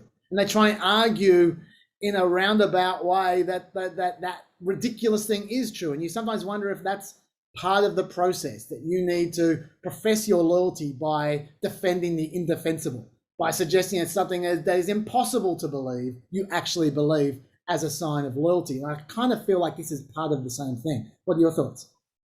I think it's a good analogy, and I don't think anyone's like consciously creating that situation. But you know, with these sort of recurring outrages, the apology has become a kind of a genre in and of itself. The way that you respond to these kinds of things, like I don't think apologies matter all that much in the sense of I think you can make things much worse with a bad apology, but I don't think anyone ever feels really satisfied by a good apology. And I think that there are kind of rules about what you say.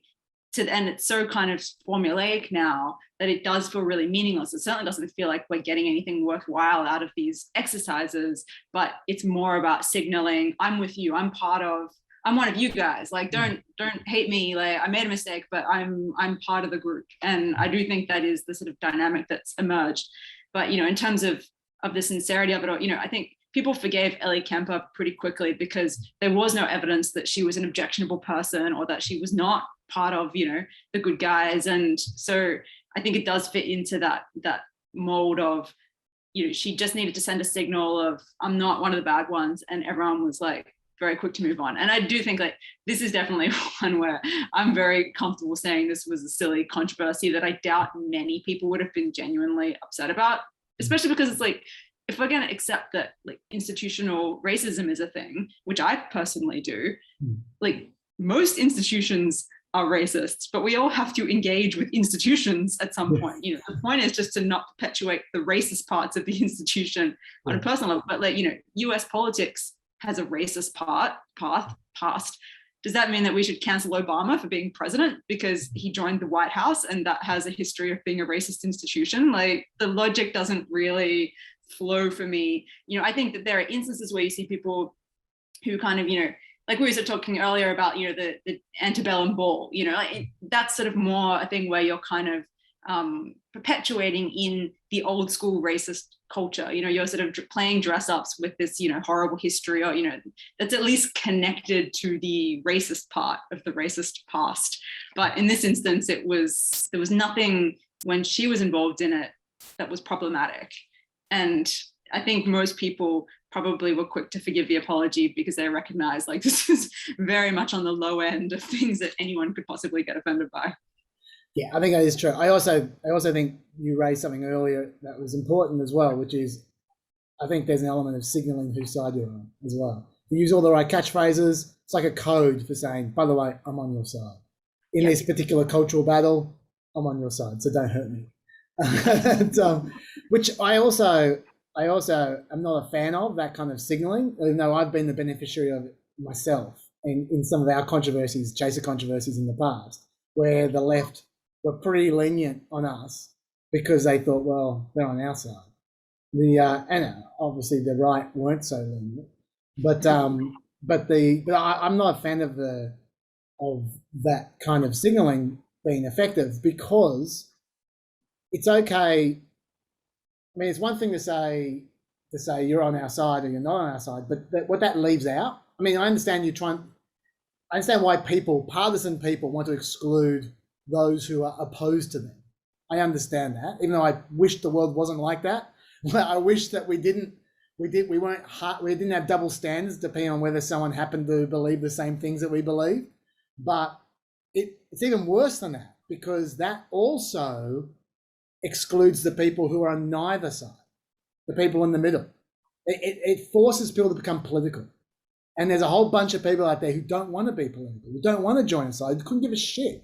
And they shouldn't be part of this battle. If you political people want to get together and all act like dickheads and fight each other, I mean, I think it's dumb, but if you want to, good on you. Enjoy yourselves, have at it. But why does it need to include people who like my parents, who got nothing to do with anything? Like just want to just live their lives. You know, that's something which I don't like, the element of you have to join our side for protection in the case of you offending in some manner which you weren't even aware of at the time. Otherwise, you could potentially be ruined. That bothers me even more than the partisan nature. The fact that it draws in non-partisans as well. Yeah, I agree. I think that's the issue with these kind of controversies from a tactical perspective. If your goal is to advance equality and rights for minority groups and things like that, you know, this kind of approach that's like very political and tribal and very sort of combatively, you're with us right now or you're against us, even if you're someone who's confused and still trying to learn and not necessarily, you know, on the wrong side, but just sort of in the middle and not quite sure what, you know, the particular controversy is all about. If you say you're with us right now and you always have been, or you never can be, it's hard to see how you then change hearts and minds going forward and how you grow support for whatever idea that you're trying to get support for and trying to sort of increase support for over time. So I think that's the issue, is if you just sort of try to fracture people and fight these fights from a very tribal perspective, you kind of freeze progress in time rather than actually helping to encourage progress, because there's no room for growth, for support for the ideas that you're trying to push forward. If you're saying, if you're not with us right now, you never can be. I think it's very limiting from a tactical perspective. And that is the biggest issue I have with it, I'd say. I think that's a great call about the limiting the potential for growth. And because once again, I did play devil's advocate a bit earlier when I was talking about people arguing that potentially, you know, it's the best lesson to just burn off someone as an example to everyone else to create change. But I think that we've seen in our lifetime more effective methods of change and about the same topics. And what I'm referring to is gay people and gay marriage in particular. That when I was in my 20s, there was still widespread gay bashing in society and not even the slightest bit of acceptance of the idea of gay marriage. Like, you know, we're talking 15% in polls, maybe 20% if you're lucky. It was a different world. And yet now, almost universally, even amongst conservative people, social conservatives, religious people, often accept gay marriage now. Like, I'm not suggesting it's universal, and I might just use the word universal, but we're talking 70% in polls in America now, 75% in some polls, acceptance of gay marriage, especially amongst the young. Now, that didn't happen by berating people. That didn't happen by excluding people. That didn't happen by making people scared. It happened through a campaign of acceptance and education. And I hate to use this word on this podcast because it just sounds awful, but love. It actually did. There was a decided effort to normalize in the eyes of people who thought gay people were alien in some way, to say, you know, your next door neighbor, your son, your auntie, they may be gay, and here are their stories, and drawing connections and through popular culture, presenting the positive side and not the negative side, not berating people, not making them scared. And it happened overnight. It happened over the course of a decade, essentially, which is amazing for that kind of social change. It's like just in my view, that is the fastest, most successful social change I know of in history. And I'm into history. I can't remember anything in history where that kind of radical change occurred in 10 years. Like, to change the minds of people who were as bigoted as you could get against a certain group of people. And then seemingly overnight in the course of history, they just turned around and became, they're not at the front of the Pride Parade, but they are tolerant. They are genuinely tolerant. Even secretly amongst themselves, they are still tolerant, that's amazing. And I think that should be an example. It's it's the opposite of what you just described. One of the things that's sort of unique to the struggle for gay rights and gay marriage, but I think there's still a lesson to be drawn from it, but is the fact that, first of all, gay people can be in the closet. They shouldn't have to be, but they historically have been. So there's been, historically, all throughout history, discrimination against gay people, but people can and have been gay and hidden that fact, whereas you can't hide that you're Black most of the time, for example. But also that a gay person can be born into any family, whereas a Black person is going to be born into a Black family, for example. So, you have so much segregation in the States, especially on racial lines, but, that bleeds into culture and, to an extent, gender as well. But, I think part of the reason that the gay rights movement and the fight for gay marriage advanced so quickly is because a lot of people realize that they have a gay person in their family or a gay friend at work who they think is a really nice guy or woman, and or a friend who comes out. And I think that was very much part of changing hearts and minds, that it was people who maybe were conservative and were part of a culture or a environment that was very anti-gay, and then suddenly realizing that there was a person that they knew who was gay and thinking, well, I love that person. I don't want to discriminate against that person. So maybe I have to change my mind a little bit here. Whereas there'd be so many people in the States who never meet a genuinely poor person, or never meet a person of color, never meet a trans person, because they're less prevalent in the population. And so I think that that's part of the issue of why, you've seen so much advancement in one area and not others. But then I think you can still draw a lesson from that, which is that the more that people interact with people that are different from them, the more tolerant they become, the more open they are to other ideas, other cultures, other perspectives, and the more supportive they are of things that will help advance equality and rights for different groups, even if it doesn't benefit them firsthand. Because most people do care and are empathetic about the people in their immediate environment. And what's often lacking is extending that empathy to people that aren't in your direct vicinity. So don't drive people into a bubble. Ideally, I would suggest that's not helpful. Yeah, although having said that, there's a bit of a chicken and egg about this as well, where we are just automatically being moved into our own bubbles over time at the moment, through social media, through the tribal nature of modern society.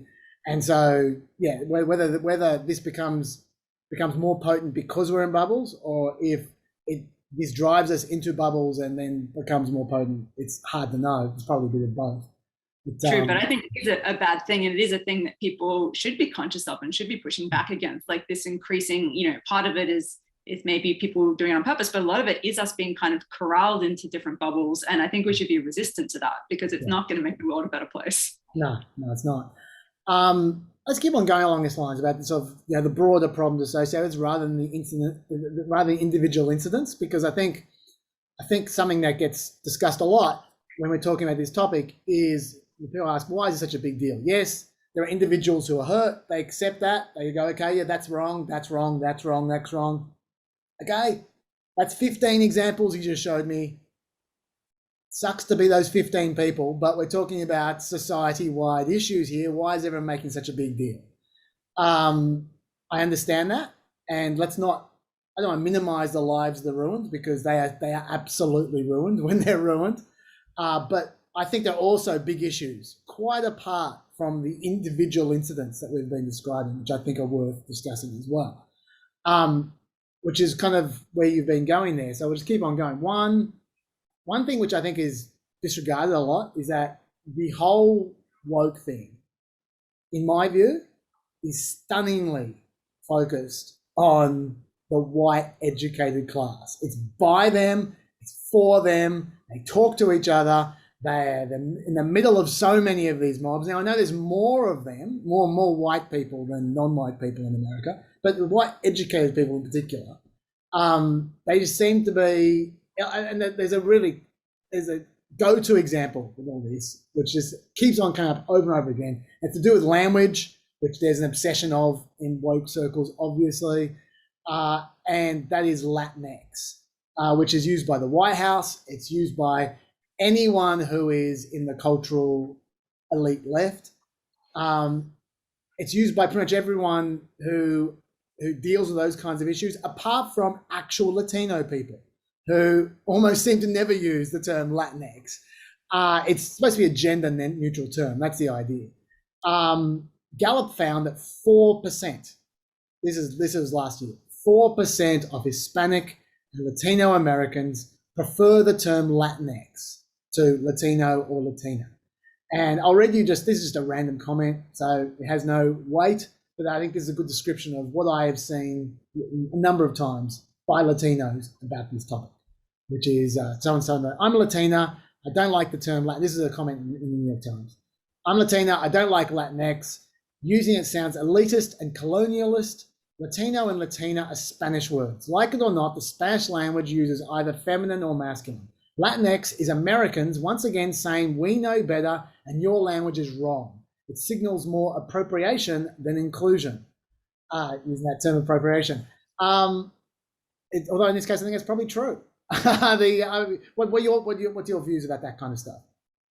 Yeah, I mean, I've read about the debates about Latinx, and Spanish is a gendered language, as a lot of European languages are. And I mean, there's gendered, like paperclip has a gender in gendered languages. Like it is, I think, I find the argument convincing that it's very English centric to look at just the specific words for people's genders and think, oh, that's gendered language is wrong. You're conflating two different things, I think. But the broader point, like I agree that these things are very white focused. And I think that's in large part because it's driven by the media, which is incredibly white. And that's why you get this obsession with language, because these are people who deal in language for a living. Yeah. And I can say firsthand as someone who works in the media, it's in Australia, and I'm sure it's the same in America, it's the whitest environment I've ever been in my life. It definitely doesn't represent Australia, and it looks different. The media looks different from every other, like school and friendship groups and stuff that I've had in my life. So I think that's an issue. And I think that's why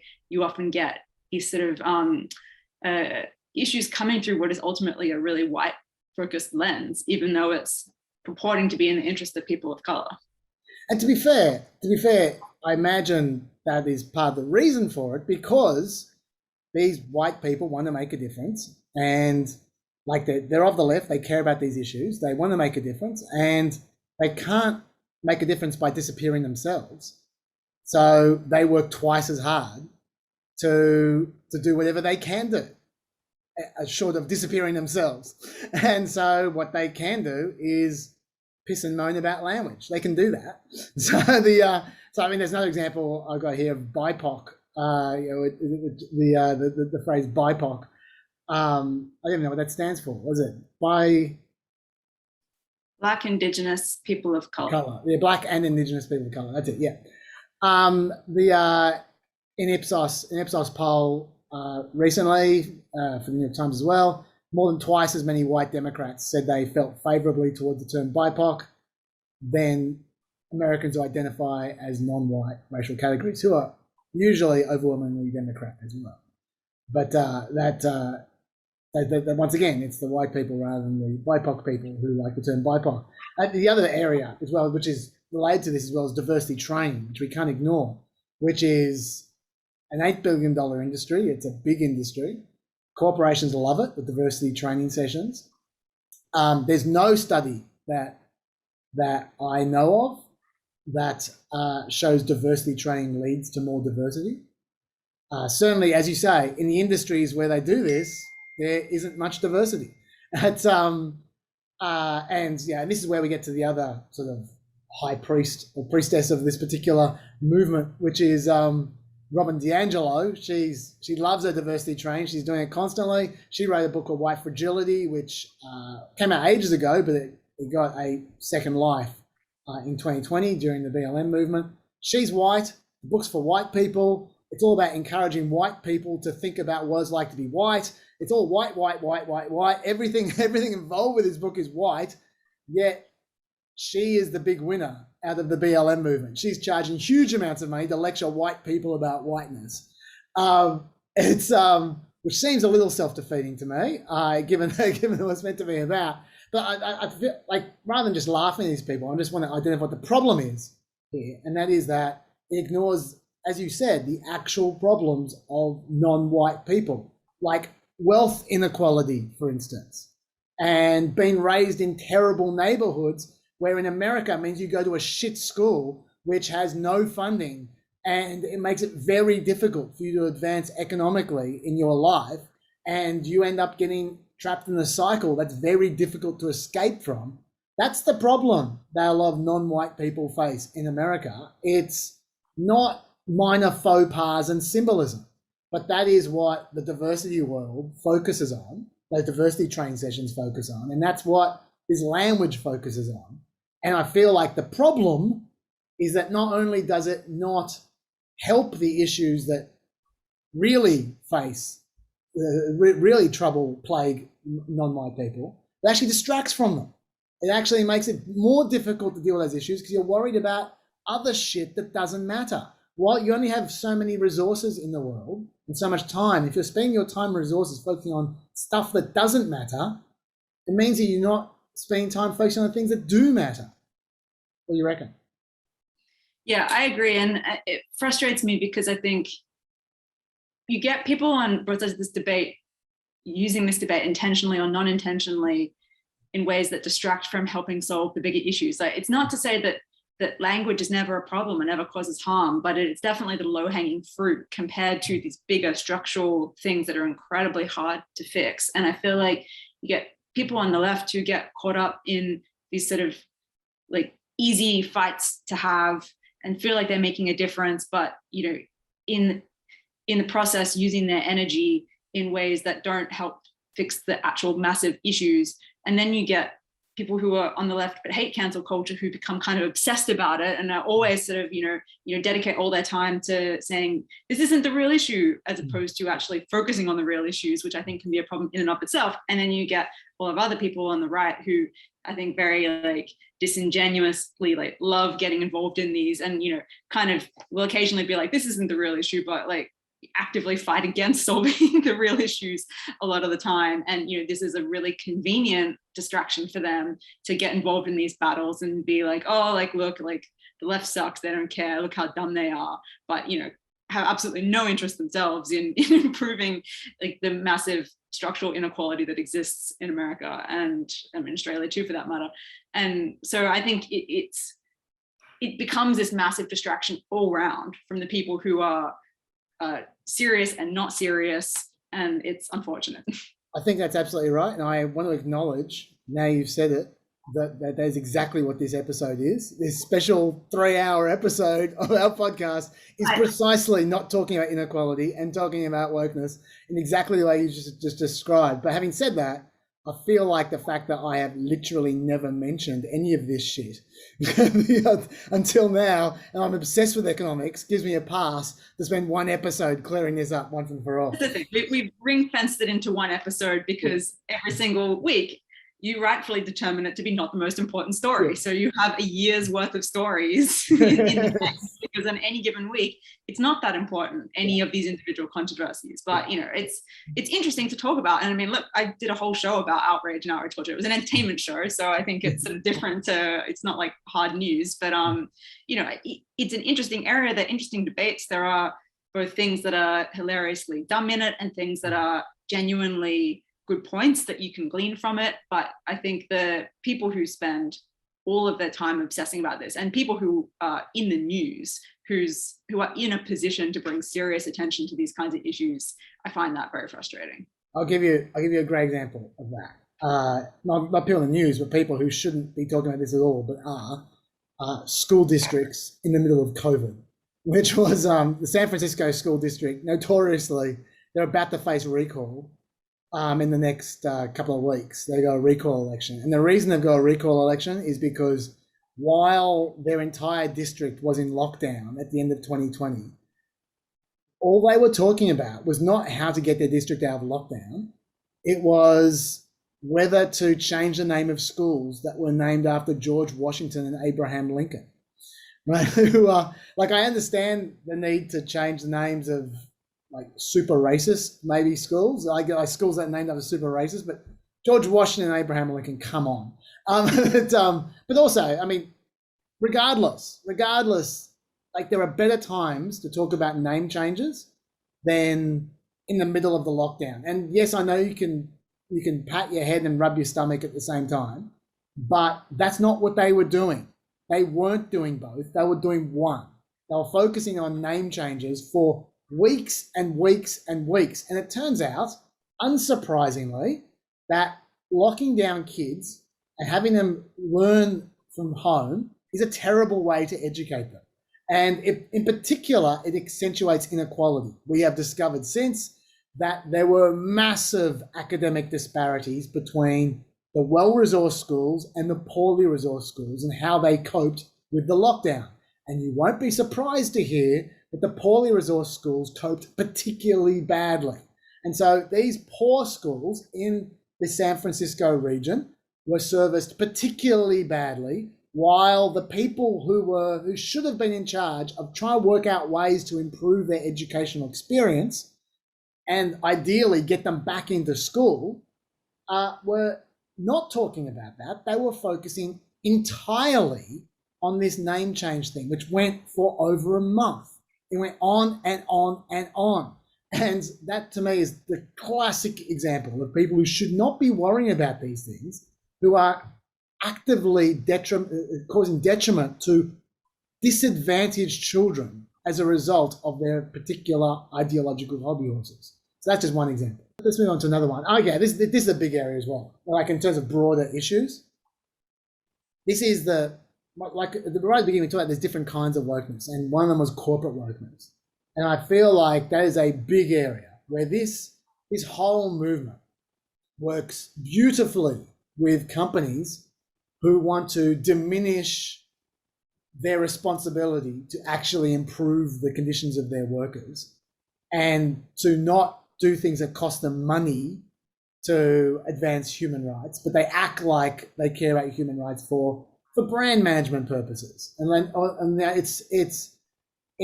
placing a priority on symbolism rather than economic reform means that you can, for instance, run an ad campaign about say protesting for BLM, say, for example, while at the same time being a shoe company that has factories in Xinjiang in China, where there's slaves. You know,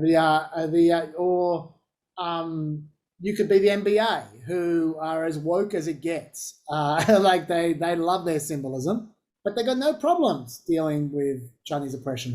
I don't want to focus on China. It's not just China.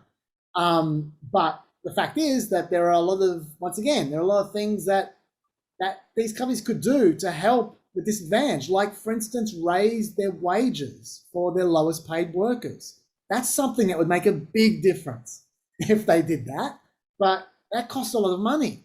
What doesn't cost a lot of money is running a diversity training session. That doesn't cost a lot of money. You know, and so I feel like this whole movement really plays into the already existing biases of corporate culture and accentuates it. It helps them hide their issues. Let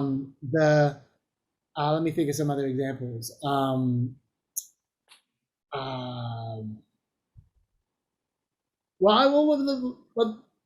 DiAngelo is a classic example. She almost exclusively talks to these big companies, like, for instance, Google, who are running artificial intelligence centers in China, where they are currently oppressing the Uyghurs using those exact technologies that have been developed. Even though Google itself is not involved, but just is helping them develop the technologies they will then use to then oppress people. You know, you just tweet out a white on black JPEG saying, you know, Black Lives Matter. That doesn't fix that.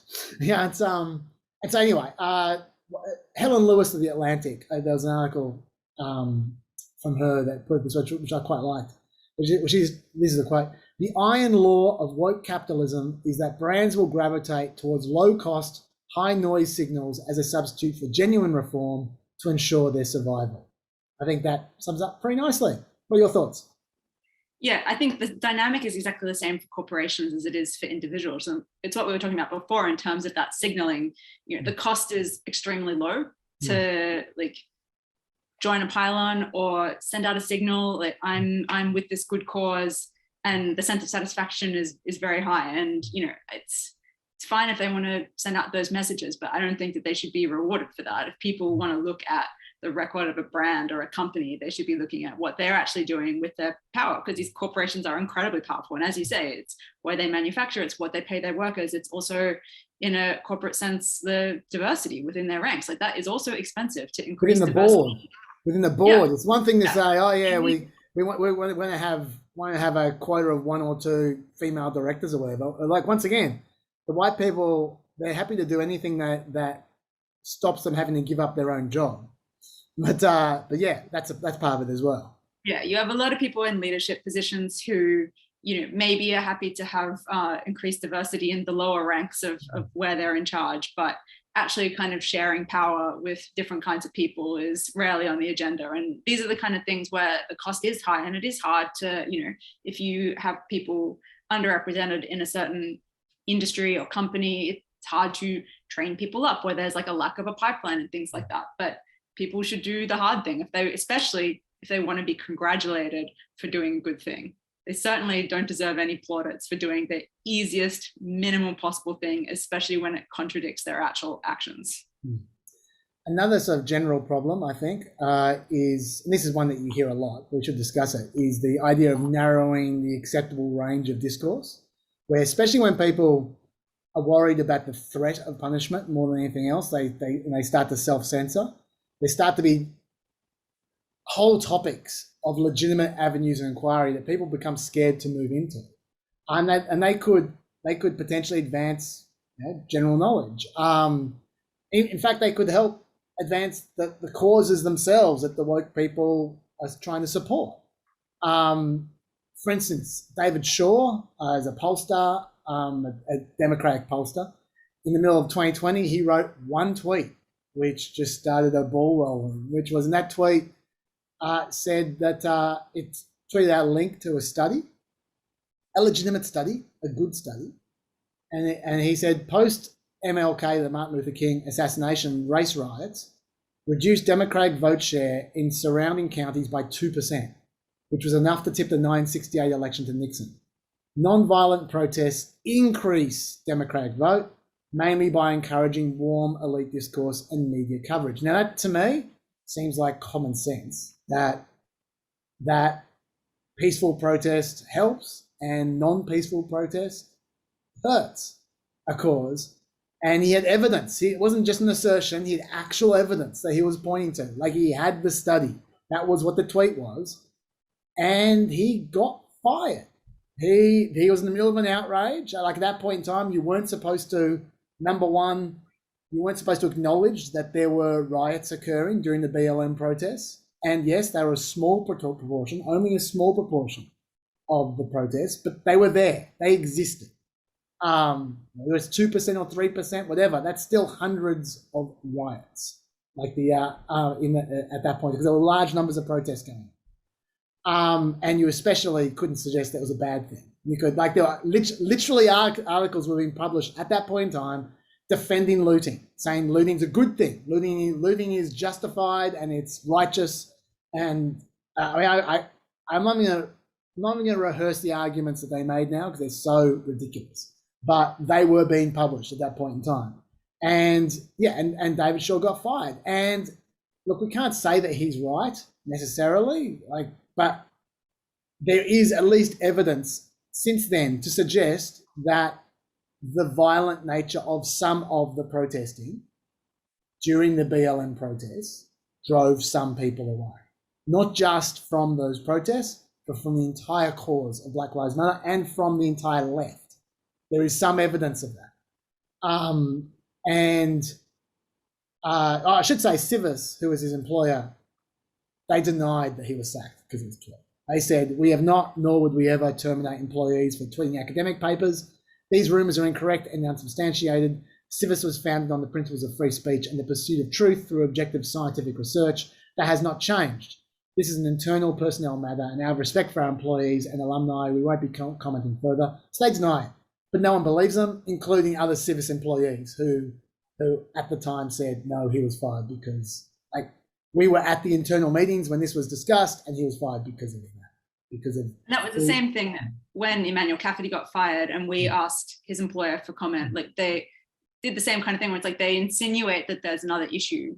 Oh, they weren't fired for the controversy. They were fired for other reasons that we won't tell you. And I think that's quite unfair because, I mean, if you're trying to report on it in good faith, you can't know for sure. It's like, yeah, maybe often people do get let go because there's a convenient excuse. Someone is a problem and a company is looking to get rid of them and an excuse comes up and they're gone. It's the opposite of when companies like bend over backwards to keep problematic employees because they're really valuable, whatever. So there could be something, but if you don't tell us what the other reason is, we have no way of knowing if you're bullshitting or not as a company is trying to cover your own hide.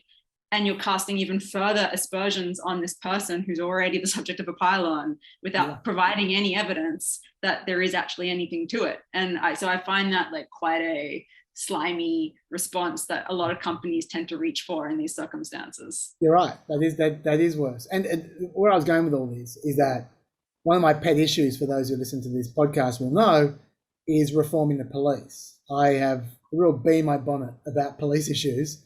And there's been very little reform since the middle of 2020.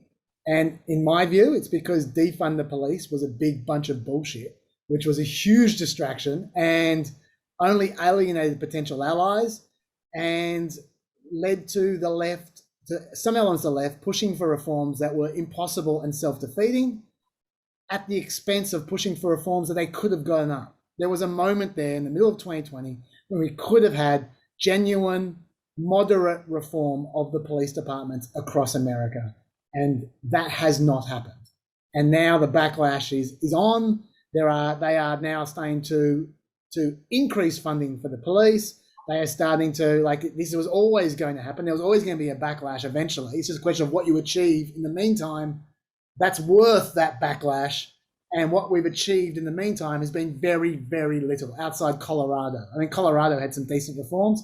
That's about it, which is really depressing. And I feel like if people weren't scared to have those conversations, like David Shaw tried to have, then the left would have been much better serviced and the cause of BLM would have been much better serviced in the long run if they'd been able to have those conversations and then push for sensible reform, which is that. So that's my personal beef on this. It's an issue I really care about, which I think got single-handedly derailed by this world and the fear created by this world of having those kinds of discussions. So that's I'm putting my cards on the table there. Do you have any thoughts about that before we move on to other areas about this? I agree with it. I think one of the biggest issues with these things is that it's sort of flawed from a tactical perspective. And the David Shaw example is also a good example of a dynamic that we talked about earlier, which is that the mob doesn't follow up, because after that controversy, a lot of people did come out in his defense and say, look, this is too far. He wasn't, having like a go at someone. The study that he was tweeting was done, I believe, by a person of color. So, a lot of people were like, this is over the top and he shouldn't have been fired, but he remained fired. Everyone in the initial pylon moves on very quickly and doesn't think about him again, doesn't care, isn't affected by him, but he does now have another job, but in secret. The company he works for is not allowed to say who the company is because his name is still mud. And so I think, that is part of the issue. People who are part of a pylon move on very quickly, but the consequences do stick to people sometimes forever, even if the original controversy was not necessarily all that grounded in fairness. And given that example, I think this particularly plays into when there's a new area of growth in terms of dealing with diversity and stuff, because this stuff by its nature is dynamic. There are always changes in attitudes, and we discover new groups of people who until now had been disadvantaged, who were ignored. And all of a sudden we become aware of them, that we've been ignoring them and we've been treating them like shit. And then we try and deal with them. But then that raises a whole bunch of different issues. And if it's a hot button area, it's hard to talk through those issues to change the ground and to come up with constructive ways of confronting the injustices of the past. And I'll give you a classic example. This is the best example of all, because the absolute number one hot button issue right now is transgender issues. Right now. So much so that I'm scared even mentioning the word on this podcast, because I know if I say the wrong thing, I'm going to get done. But that's the point. That is a problem, because this is new. The word transgender didn't even exist a few decades ago in terms of general use by the population. The concept, so many of the concepts are new. The technology involved with transgender people is new and changing every single year in terms of gender reassignment operations. Like, and the language is changing by the year. Like, I just use the phrase gender reassignment operations. I don't even know if that's the word you use now. I know you used to use the word sex change operations, but you don't use that anymore. The language changes constantly. And if you're within the group and you're all over these issues, then you can follow it, but everyone else cannot. But most importantly, the social rules are changing as well at the same time, and they're changing rapidly. And we need to talk about. I'm not talking in the Fox News kind of debate stupid way where you go, oh, everything's changed, oh, bathrooms, rapists. I'm not talking that garbage. I'm talking about academics and lawyers and people who actually you need to construct a sensible code going forward that recognizes the disadvantages faced by transgender people in the past and recognizes the fact that you don't want to discriminate against them now and you want to create the best possible world for them, but at the same time you need to harmonize it with the world that exists at that point in time. And it's a very tough thing to do in a skillful way, and you're going to make mistakes. You're going to overreach in some capacity. You're going to underreach in some capacity. You're going to get wrong over and over again. And the only way that you can advance in the long run to an acceptable position for everyone is to talk it through, and for transgender people to be able to say that isn't working because of some particular reason, and for people who aren't transgender to say, well, that doesn't work for this particular reason, and for people to try and get something that does work. That's the only way you move forward. And I feel like that is impossible in the current environment, because people are scared to talk about transgender people because there are so many bombs everywhere in this topic, and it's so easy, and the punishment is so extreme. If you trip one of those tripwires around and you happen to get the wrong tripwire so that it does explode, a lot of times it won't explode. A lot of times I could say anything about this and no one will give a shit. But if the wrong person sees the wrong thing and you happen to say something that pisses them off, you're gone. And I feel like the people who are going to hurt the most because of that scenario is transgender people, because the community will not be created as efficiently as it should be to make the world better for transgender people as a result of that. That's what I feel is the most obvious example at the moment. I don't know what your thoughts are about that. I think for me, it comes back to the sort of good faith versus bad faith question. Because like you said, like a lot of the sort of discourse within the community and the sort of legal medical issues around the community are evolving. There's debate within the community itself. A lot of things in this area aren't settled. I mean, what's ever settled, but there are active debates happening at the moment. And you have to be mindful, like it is a community that experiences very bad discrimination, and that goes hand in hand with the lack of understanding in the broader community, and that compounds the discrimination as well. But I think you don't want to shut down good faith attempts to deal with things like, as you suggest, like legal issues, medical issues. But the best way to avoid those tripwires is to do it hand in hand with the trans community, like with people of that community, because that's a good faith effort to figure out, you know, if there is some kind of difficult issue, how do we create space for everyone? How do we change an existing space to make it accommodating without creating some other issue through that? The best way to do that is to work with the community to come to a good solution. What I think some of the most high profile controversies in this area, like J.K. Rowling, for example, I do see as being not in good faith. Because the question for me with someone like her is, why is this your issue? You know, she's the richest woman in England. She's enormously successful and famous. She could direct her energy to any topic area or any cause in the world, everything that's wrong with the world, anything that could upset you or bother you about the world. She has the resources to help make a difference in that area. So why is questioning the legitimacy of trans identity or the legitimacy of discourse in that area the thing that's worth staking her reputation and energy and resources on? And for me, like, that's why it doesn't feel like a very good faith inquiry, because I can't see any reason why this should be so much her business. Like, she's allowed to have an opinion, that's fine, and she's allowed to express her opinion, but I understand why people really dislike that and why people push back and debate her about it. And she's powerful enough to cop it as well. Like, she's obviously made a choice that she cares enough about this to take the battering to her reputation that it entails. And yeah, to me, like, some of those examples, you know, seem more like people who have existing power and are kind of talking at the trans community rather than with them. And I think that's why those sorts of things are rightfully controversial, because I don't really see it as a good faith inquiry. I don't think she's trying to learn anything about it, really.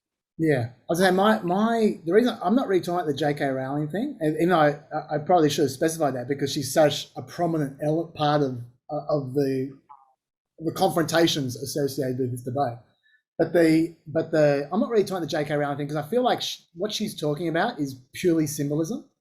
Like, she's talking about whether, like, whether a transgender woman's experience is exactly like a woman's experience, and the language you use, and I don't think she's talking about, I mean, look, I haven't spent a lot of time focusing on what she's talking about, to be honest, so maybe I'm being unfair to J.K. Rowling here.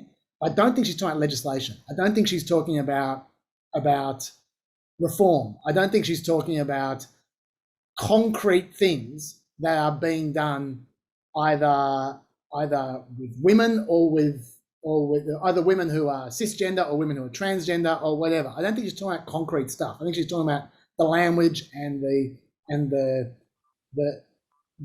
broad abstract concepts associated with this debate. I don't think that helps anyone. I think that just creates. I understand why people get upset about that kind of stuff on both sides, but I don't think there is a path to reconciliation through that particular side of the debate. I feel like let's first and foremost focus on brass tacks. Focus on what is the definition of a woman legally? What does it take for a man to become a woman or a woman to become a man in the eyes of the law?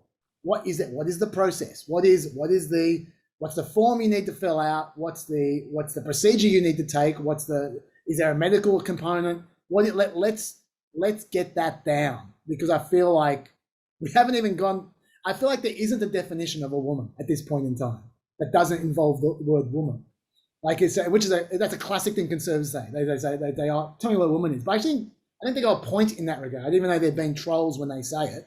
I feel like we haven't really nailed down the legal side, and I think that's the most important side. And I'll give you an example of what I'm talking about. Sports is the classic example where, you know, on Fox News they love running footage of a female athlete who is transgender who looks like a guy with long hair, like as in she's taller than the rest of the field, she's got big shoulders, you know, she's racing way past it. Like, it's the classic footage, you've seen it 1,000 times, and they go, oh, this is outrageous, whatever. To me, the issue of transgender females competing in sports at the highest level is a really, really vexed issue, in that we don't know what the situation is. As in, we don't know in what sports there are advantages and what sports there are. I want details here. I want proper studies on sport by sport Is it different for higher levels than lower levels? Is it different for one sport or another sport? Is it different for different levels of biological transformation? Is it like there are all kinds of hormones? How long? We need to really, really, really get the details down on this, because it's obvious in some extremes that there is a major advantage, obviously, to a transgender female who is, for instance, only taken, say, 1 year of hormone replacement therapy, and that's it. That's the only change physically they've made, and they get into a boxing ring. Right? That is obviously a huge advantage. But on the other hand, there are other things where maybe there's no advantage at all. Maybe in fact it's a disadvantage in some circumstances if you've been undergoing hormone replacement therapy or whatever. Like this is something which is new. We haven't got the studies. We don't have the details. The Olympic Committee are currently struggling with this right now, and I feel like there needs to be some space for scientists to undergo good faith experiments to find out. And I feel like that space doesn't exist, because I feel like the first scientist to say that I conduct an experiment and there is a major advantage to transgender women in this particular area is going to get shunned. Is going to get shunned by their own community, by their own scientific community, and by the public at large, because there is so much pressure to just mouth the catchphrases of transgender women are women, etc. Like, and to not consider any nuance whatsoever, like to make it about politics rather than about science and about trying to work out what the ins and outs of this issue are. We may find at the end of this process that you end up exactly where the political types want this to end up. Maybe, but let's actually, I feel like there isn't the space for the good faith that you just described for really bedding down the details of evidentially based study in that field, which I think is the most visible field when it comes to transgender relations in at least Western society right now. I don't know, what are your thoughts? I mean, this reeks of an area where you're in serious danger, whatever you say. I know I've probably been cancelled 4 times after what I've just said. But anyway, you can weigh into it if you want. I just, I guess that's what I'm getting at with this sort of good faith versus bad faith. I mean, for me, like someone who is genuinely trying to figure out how do we include the existence of trans people within the field of competitive sports, that's a question with a positive intent, and you want people to, with good faith, try to figure out answers to that question. The Fox Newses of the world, they're not wringing their hands over women's sport because they give a fuck about women's sport. They couldn't care less about women's sport. They are using that issue and that question as an excuse to bash transgender people. That's not what you were trying to do just then. You're genuinely trying to ask that question. There's a genuine question to answer there, but the problem is that so much of the question gets co-opted by people who don't actually care about that genuinely and are trying to use these issues to discriminate against trans people. And that's the problem. I agree that it's going to be very hard for anyone to engage in these questions in good faith because of the environment. But the hypothetical scientists that you mentioned, if they were to do that study, yes, you would get a lot of people on the left jumping on that and trying to shun that scientist. You'd also get people on the right, the Fox News is pointing to that study and being like, look at this, this why you can't have transgender people anywhere, so it's a toxicity in the culture that is on both sides that does make it very hard for genuine inquiry to happen. But for me personally, if I'm assessing any of these controversies, what I'm looking at is this person coming from a good inclusive place, or are they using this issue to effectively try and discriminate? In which case it's no good. And you make a great point as well, that we shouldn't, while we're focusing on the woke side of this, we shouldn't ignore or forget the fact that there are 2 sides to any passionate, polarized political debate. And there is definitely people on the other side using bad faith to push their agenda as well, which is an equal problem on the other as well, because it just makes the whole thing that much more destructive. So I'm glad you pointed out, because I didn't. Now, we probably don't want to get sidetracked into making this entirely about transgenderism in sports. Not exactly either my or your area of expertise. And it's especially because this area I'm talking about isn't necessarily about them anyway. This is just the most topical example. But there's going to be another one, and there'll be another one after that. There'll be another one after that. Whether it be, I don't know, whether the next one is people with Down syndrome or people with particular handicaps, or whatever. There's going to be people who have special experiences that we don't fully acknowledge and consider at the moment, who in a year or two's time, we're going to suddenly be made aware of the fact they have different experiences and that they wish, understandably, to have those experiences acknowledged and accommodated by the rest of society. And we are going to have to work it out with them as well. This is something that when society progresses, it needs to do. And so I'm just flagging that the current, shall we say, harsh culture associated with cutting edge social politics is not conducive to easily bridging those gaps, which is a concern for me. Anyway, I'm not sure you have anything else to say about that, but we'll just move on to the next area, shall we? Yeah. Yep. That's the Melina silence. Okay. All right. The woke thing as well is starting to move into areas where you wouldn't expect it to move. Like you kind of expect it to be in say the English department of a university. That's where you would expect it to be. That's their job, to deal with social politics and complicated mores. But you wouldn't expect to find it in maths or medicine. And that's kind of where we're starting to see a little bit, just a little. I don't want to exaggerate this. This is a bit of a hobby horse of some people rather than necessarily a huge issue. But like I've read a few articles about in medicine, for instance, about say the American Medical Association putting out a list of terms and phrases to avoid, which a number of them are common sense, but one writer wrote about how they're supposed to replace the word vulnerable, as in people vulnerable to flus or something like that, with the word oppressed, which doesn't really make a sense. Like that's not really a synonym.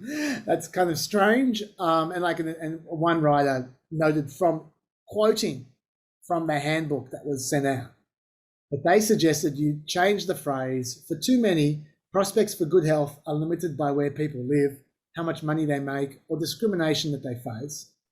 And they suggest that's wrong for some reason. And you should say that, instead of saying it that way, you should say the same concept as decisions by landowners and large corporations increasingly centralizing political and financial power wielded by a few limit prospects for good health and well-being for many groups. Now, I can't see anyone getting cancelled for saying the first one. I really can't. I feel like this isn't the beat up realm. But what's not in the beat up realm is, if it's true, I'm not sure it is true, but I've read a couple of articles about medical students, conservative medical students, saying that, related to the last topic we talked about, saying that there is a discouraging going on of the use of the concepts of male and female in a physical capacity in medicine teaching, because of a concern that students might complain about discrimination against transgender people who don't have the same physical aspects as a cisgender woman, but they identify as a transgender woman. And so when you say woman, then that's excluding the transgender women from that conversation. So, and yes, there are terms you can use to get around that, but some medical students are suggesting that medical teachers are just avoiding those areas. And if that's the case, that's a problem, because women and men have different physical aspects when it comes to health. Like, for instance, some diseases affect women a lot more or affect men a lot more. And so you do need to, when teaching, say this is a particular problem for women or for men. Yes, you might want to use the right term for political purposes, but if we have a situation where teachers are shying away from those concepts because of a desire not to offend people, because they're worried if they do offend people, they might be disciplined or even lose their job, then that is a problem. To the extent that that exists. I want to emphasize that because I've seen a couple of articles suggesting it doesn't mean it's widespread. I would have thought if ever there's a place where they resist these kinds of concepts, it would be amongst my people, the ASPE people in the maths world, the maths world and the medical world. So I'm not convinced that this is necessarily sweeping the world in the maths area, but if we are starting to see examples of that, that is an interesting thing to know. I don't know if you have anything to add to that. It seems speculative more than anything else, but what are your thoughts? Yeah, it's hard to comment on, I haven't seen any specific examples of the teaching in university on gender. So, I'm reluctant to say anything about that, not really knowing what the, supposed things that are being taught are. I mean, I did see the AMA language guidelines about, landowners and oppression and things of that nature. And that particular example really reeks to me of that kind of area being over academicized. Like there are actual justice issues to address in terms of, access to medical care and personalized treatment, like, awareness of the way, like medicine isn't something where, like maths potentially, where there is one right or wrong. Things do vary depending on people's sort of background and circumstance. Like just as one like kind of non-controversial example, often women don't know when they're having heart attacks because the kind of classic symptom of a heart attack that you see in the media and in the culture is the tingling in the left arm. But that's a male thing. Women don't generally get that symptom when they're having a heart attack. They generally get nausea and pain and things of that nature. So because that's not really shown in the culture, women are often less likely to know if they're having a heart attack than men. So there's things like that where medicine can be different depending on who's experiencing it, or access to medicine or health outcomes can be particular to vulnerable groups. So I understand there's value in drawing attention to social issues for doctors, but approaching that through just changing language from something that's kind of straightforward to something that's impenetrable feels like a very academia oriented approach. Like, I mean, when you read those phrases, it's like, I don't understand at all what that means. And if I went to a doctor and a doctor said that to me, I would not feel like I had more agency and power over my healthcare and health outcomes. So I think that's kind of probably a product of the kinds of people that are coming up with these guidelines. Yeah, I suppose the major thought for me is like I just don't believe. I mean, maybe it's happening. I'm ignorant, but I don't believe that social justice activists are going to be picketing hospitals because some doctor said women are more likely to get heart attacks than men, or whatever. Or women get heart attacks in this particular context. I just don't believe. I think most people are quite sensible. Even activists and they understand that people will die. Literally, there's not just one of those people will die. People actually will die if you mess around with the information of heart attacks. I think everyone understands that. Like there might be some isolated, silly people out there who still don't care, but I think most people, the vast majority of people, are not going to be messing with that stuff. The question is, when you have a culture that's based on fear of potential outcomes, people can overreact out of concern, even if that concern isn't valid. That's the issue for me about whether we move into that area or not in medicine. I don't know. I just want to end this little section, the problems, the society-wide problems section, with a quote I read from something I put in the homework. It was a lengthy article. Everything on this is lengthy, about social media by Nigerian author Chimamanda Ngozi Adichie. I should have looked beforehand how to pronounce that. Which is just about social media, but it overlaps. There are many social media savvy people who are choking on sanctimony and lacking in compassion, who can fluidly pontificate on Twitter about kindness, but are unable to actually show kindness. People whose social media lives are case studies in emotional aridity. People for whom friendship and its expectations of loyalty and compassion and support no longer matter. People who claim to love literature, the messy stories of our humanity, but are also monomaniacally obsessed with whatever is the prevailing ideological orthodoxy. People who demand that you denounce your friends for flimsy reasons in order to remain a member of the chosen Puritan class. People who ask you to educate yourself while not having actually read any books themselves, while not being able to intelligently defend their own ideological positions, because by educate, they actually mean parrot what I say, flatten all nuance, wish away complexity. People who do not recognise that what they call a sophisticated take is really a simplistic mix of abstraction and orthodoxy. Sophistication in this case being a showing off of how au fait they are on the current version of ideological orthodoxy. I've spoken to young people who tell me they're terrified to tweet anything, that they read and reread their tweets because they fear they'll be attacked by their own. The assumption of good faith is death. What matters is not goodness, but the appearance of goodness. We are no longer human beings. We are now angels jostling to out-angel one another. God help us, it's obscene. She goes on. But the reason I quoted that is I think it's a great summary of a broader issue that our society, I feel, is becoming harsher and less forgiving. And I think that this whole world is pushing that process, is accelerating that process of society becoming harsher, less forgiving, less humane, less understanding, less tolerant. And I think that that is a high price to pay, because some people are very comfortable dancing around and tiptoeing around issues and being and basically acting like they're on all the time, 24 hours a day. I'm quite comfortable doing that. I have grown up in that environment for the last 20 years because I make TV. When I get recognized in the street, I know that if I say the wrong thing, it's going to be in the paper. So I spend my entire life, except for when I'm with my kids, basically, I spend my entire life on edge, thinking about what I say, assuming I'm on camera all the time. I'm not sure that's the way everyone wants to live. And I think that that is a shame if that's how we're going to end up.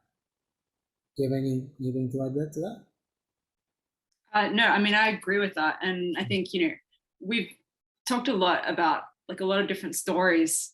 And I've kind of often pushed back on the various ways as to why they're all not necessarily ridiculous, though a lot of the examples are ridiculous. But, I definitely don't like media and social media pylons. Like I made a whole show to argue, basically the point of which was to argue that we should all have more empathy and be less quick to judge. But the reason I kind of often try to push back a bit on some of them is because I think that attitude also extends to the people who are driving these sort of woke controversies as well. Like often, even if I don't like the method of the pylon or the outrage, which I don't, there is many times an underlying motivation or idea that's good that can be sort of taken from that, that's worth considering. And so I think rather than, like, on the one hand, I really wish that people wouldn't resort to the sort of pylon outrage tactic as a way to try and advance good ideas. I also think, like, I always try to resist the idea to just say, oh, well, that's stupid, that's a stupid way of doing it, and dismiss everything outright.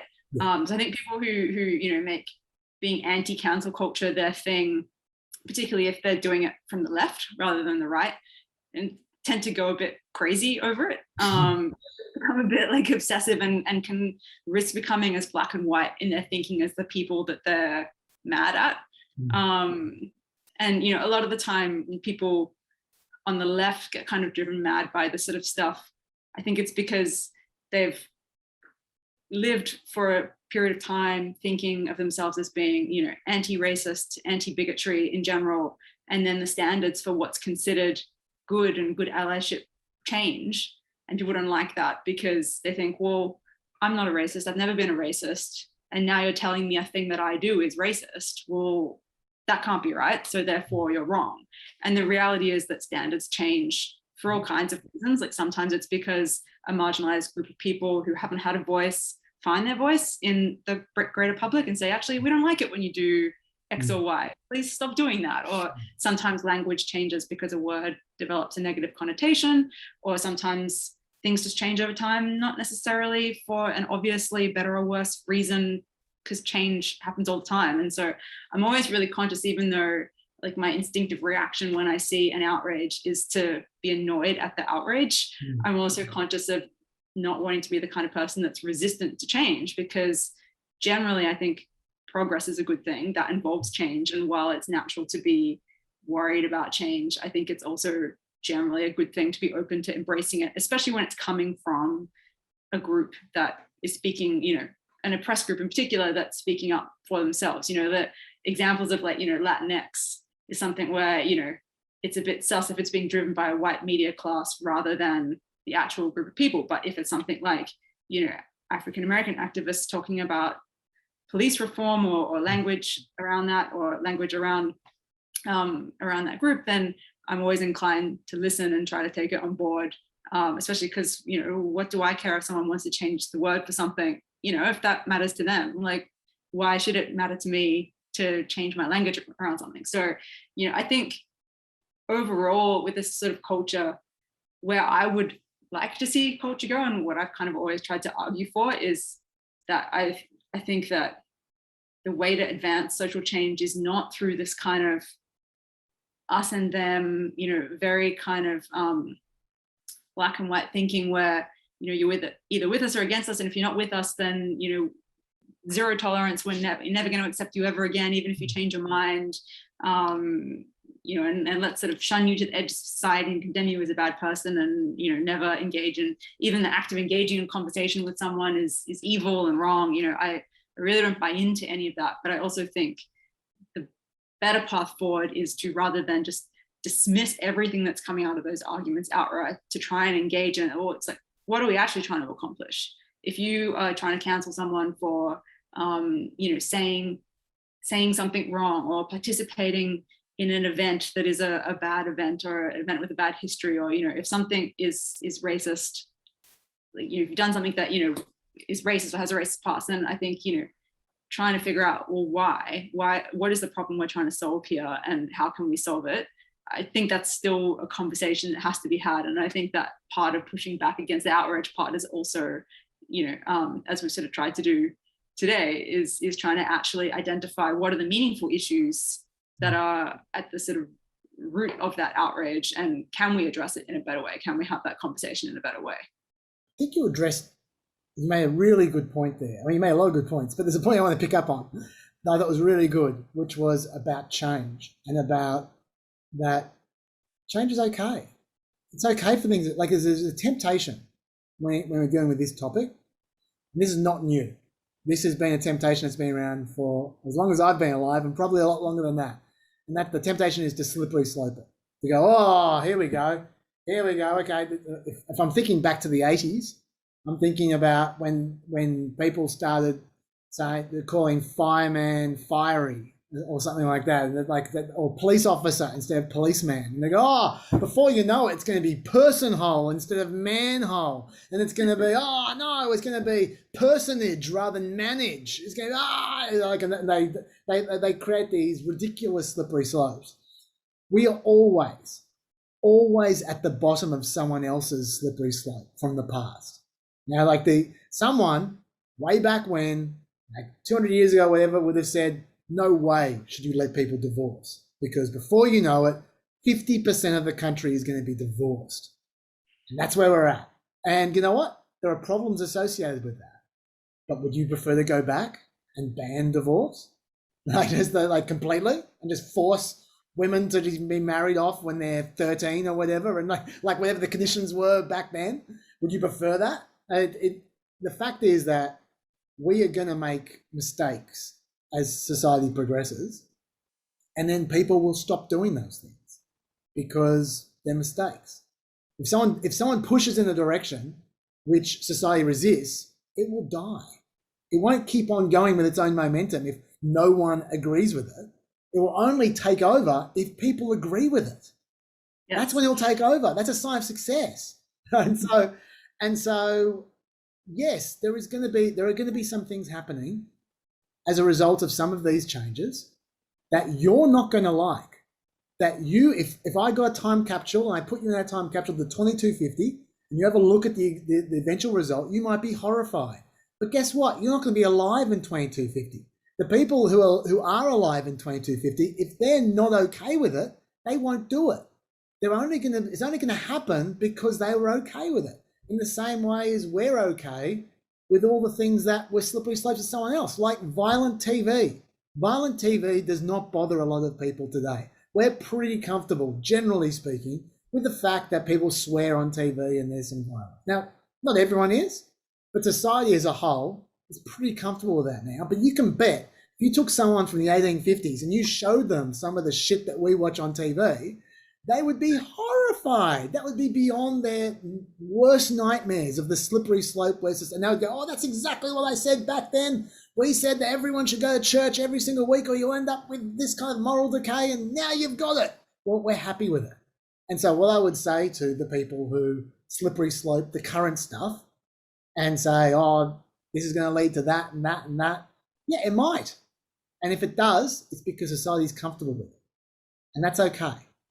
You don't have to be comfortable with it. You'll be dead. But for everyone else, it'll be okay. It'll be all right. And so I do think it's a point that's important. I don't think people often argue against slippery slope arguments with, yeah, that might happen. And that's fine. They always try and deny it. No, that won't happen. No. Yeah, maybe. Like I remember back in the late 90s, people saying that gay marriage would lead to polygamy, would lead to bestiality. Now, people find those comparisons very offensive. I agree. But you know what? Maybe they will.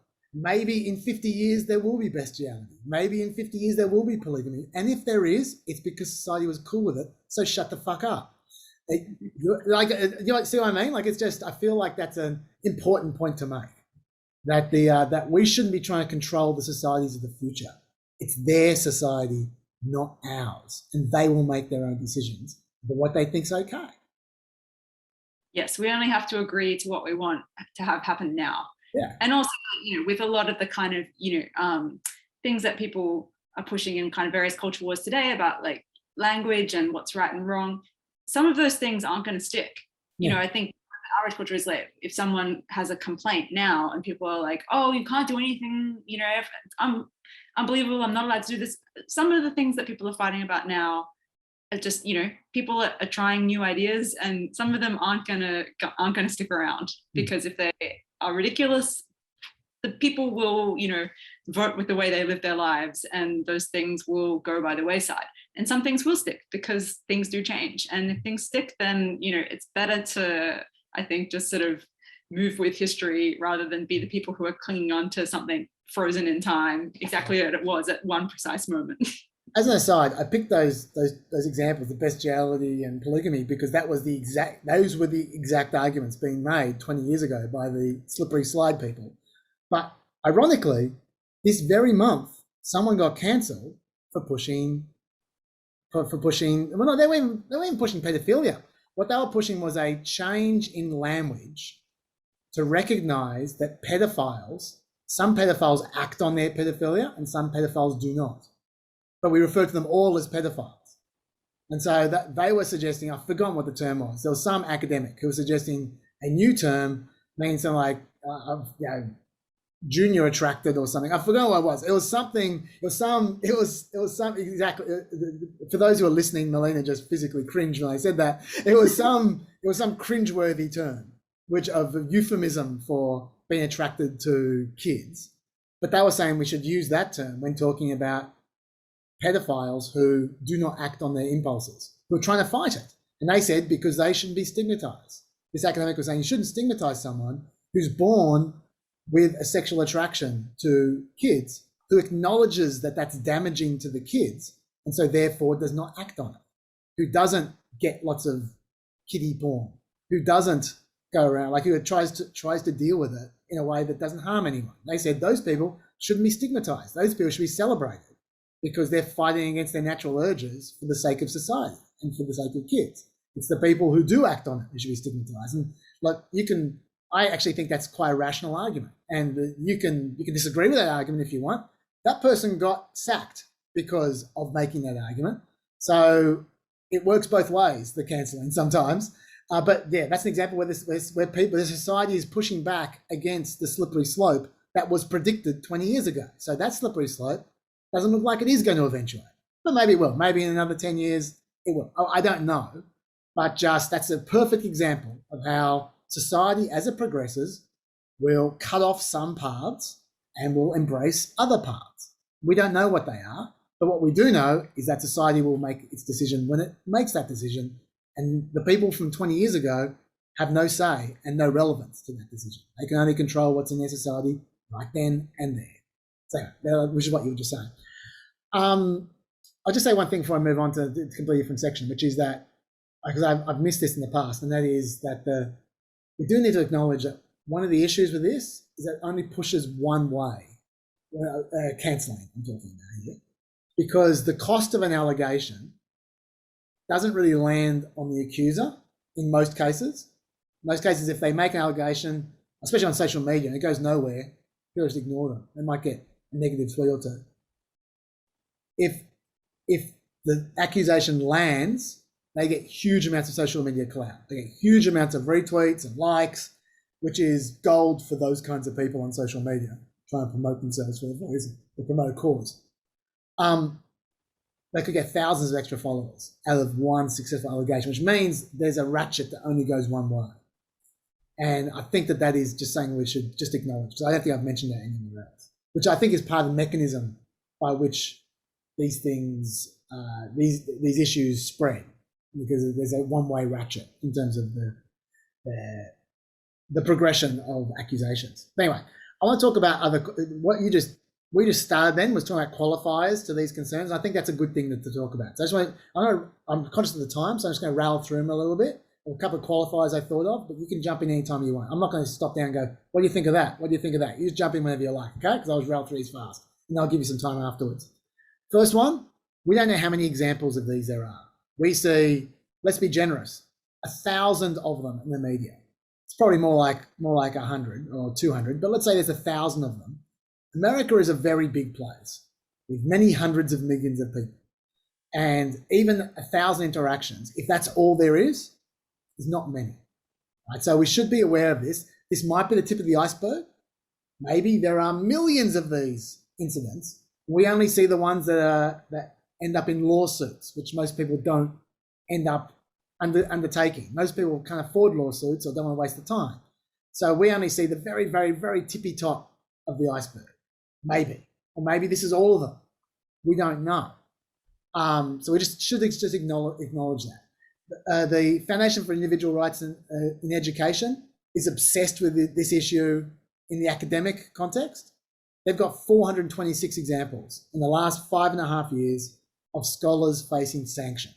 Okay, so I actually don't think there would be many more scholars facing sanction than that, because these guys look real hard for this stuff. And they've got 426 examples out of the tens of thousands of people, maybe hundreds of, actually it's probably more like millions of people milling around in the tertiary sector in America.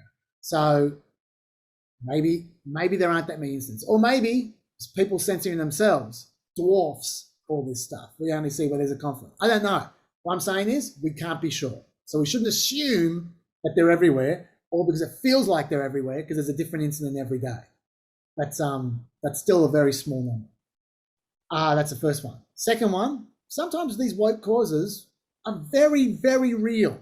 Like I remember when the Me Too thing was in full effect about 3 or 4 years ago, when there were people who were pushing back on the Harvey Weinstein types, saying when they first broke, when the story would first break, they go, oh, here we go, accusations, and we run with them. Where's due process? And then before you know it, there are 20 other people who are saying the same thing, and you go, okay, we've got a problem here. And yeah, I don't think it's all been solved since, by the way. The Me Too thing seems to have just disappeared, but I'm not sure that it's all over, just quietly between you and me. But the fact is that some of those incidents are perfect examples of where it's real, and it achieves the social media pylon achieves a very positive outcome, which is getting a predator out of action. That is a positive outcome, and we should be aware of that. You know, sometimes it is what they call accountability culture. That's something that about a year ago, when some of the left were pretending that this stuff doesn't exist. They say it's not cancel culture, it's accountability culture. Sometimes it is accountability culture. Maybe Ellen DeGeneres is just a terrible employer. And she's just been made accountable. That was another social media pylon. There are a few examples of these. So we shouldn't assume all because it resembles a social media beat up. There is a social media beat up. We don't know. We don't know, and sometimes they are absolutely legit, and sometimes in those instances they never would have come to light without the pylon. So we should be aware of that. We should also be aware that a number of these stories, Melina's already mentioned this, are just clickbait. They're bullshit. They're a story. It takes no time at all for an online newspaper under pressure to find 3 tweets and to turn it into an article. 1, 2, 3 tweets. There we go. I found a couple of examples for you. There was a story last year about Paw Patrol needing to get rid of the police dog, right? And it was based on 2 tweets. Right? It's just ridiculous. There is no broader movement to get rid of the police dog from Paw Patrol. That was a bullshit story. Equally, Adele getting negative comments on Instagram about her hairstyle in one particular photo. That was because she had little sort of those little, I don't even know what they're called, the bantam, the ones, the Bantu buttons or whatever they're called. Anyway, some kind of African American hairstyle that she appropriated. She got like maybe 7 or 8 Instagram comments that were negative. Bang! Here it's in all the entertainment press. That's a bullshit story. It's clickbait. It takes no research. It gets lots of comments, which equals hits, which they love. So let's acknowledge that a number of these kinds of stories that drive people wild and feel like they're everywhere aren't actual stories. Okay, let's acknowledge that. Sometimes it's just harmless and funny. Sometimes people expand, they experiment with a new kind of language, and you go, wow, that is ridiculous. And it's just funny. And I'll give you a great example, which is we're used to these days acknowledging at the top of speeches the traditional owners of the land or something like that. That's normal now. Once upon a time, that was a slippery slope where people went, oh my God, what's going to happen next? Now we just go, you know what? That's cool. If it makes an unacknowledged group feel acknowledged, doesn't hurt anyone, takes 5 seconds, what's the problem? That's where most of us are at these days. Microsoft pushed it a little bit further during their Ignite conference, and it looked like this. First, we want to acknowledge that the land where the Microsoft campus is situated was traditionally occupied by the Sammamish, the Duwamish, the Snoqualmie, the Suquamish, the Muckleshoot, the Snohomish, the Tulalip, and other Coast Salish peoples since time immemorial. A people that are still here, continuing to honor and bring to light their ancient heritage.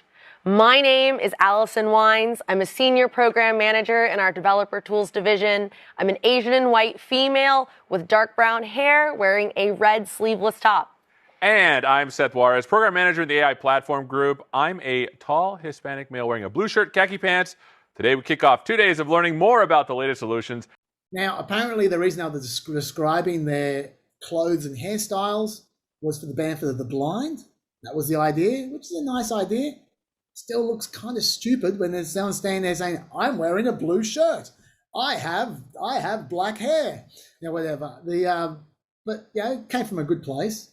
But you just laugh at it. If you think it's ridiculous, just laugh at it. It's not pernicious. It's not creeping totalitarianism. It's someone trying something to be nice, and maybe it's just a bit silly. And then you laugh at it and you move on. It's okay. It's not necessarily a threat. It might maybe it'll take off. Maybe it'll be the next acknowledgements at the top of a speech. Maybe. If people don't think it's stupid, then it might be. But if everyone just thinks it's dumb, then it's not going anywhere. So don't worry. It's okay. So we should acknowledge that sometimes that's what happens. Another thing which also Melina's mentioned, which I think we should acknowledge, is that often the people who, even if you agree that the pylon is over the top, often the people who are the subject of pylons are quite inconsiderate people. Often the thing that people are arcing up against is not just the language they use, but the intent behind that language. The fact that someone butted into a conversation that had nothing to do with them, just to put people down. And when they did that, they acted like a dick. And they also happened to say something that was verboten for whatever reason in that sub community. And then they got sicked on because the people, number one, they said the wrong thing, but also because everyone in that conversation knew that person was just a dickhead and they wanted to get the dickhead. And that was a great way to get them. You know, like you see that a lot. Like when you actually look at the detail of some of these outrages, where you go, well, that's just not fair. You're looking at the abstract summary of it. And when you actually look at the exact quotes, you still think it's unfair, but you think that guy should just shut up. There's no reason for that person to butt into that conversation. And a great example of that was, this is a perfect example of something that just seemed ridiculous, which was at Coastal Carolina University, a lecturer was asked by non-white students how they could connect with other non-white students. And this lecturer, as a guest lecturer, wrote on the board the names of some other non-white students that they could meet up with. And at the end of the lesson, they left the names on the board. They just left the classroom, like often happens. You just leave the board written on. The next class comes in, sees those names and goes, oh, hang on. Someone is isolating non-white students. And they assumed it was a racist motive. And so there was a bit of furor within the school. The university. That wasn't the problem though, because they then had an investigation. It became really obvious what happened, and everyone just dropped it. And the diversity committee apologized to the students who made their complaint for them being offended.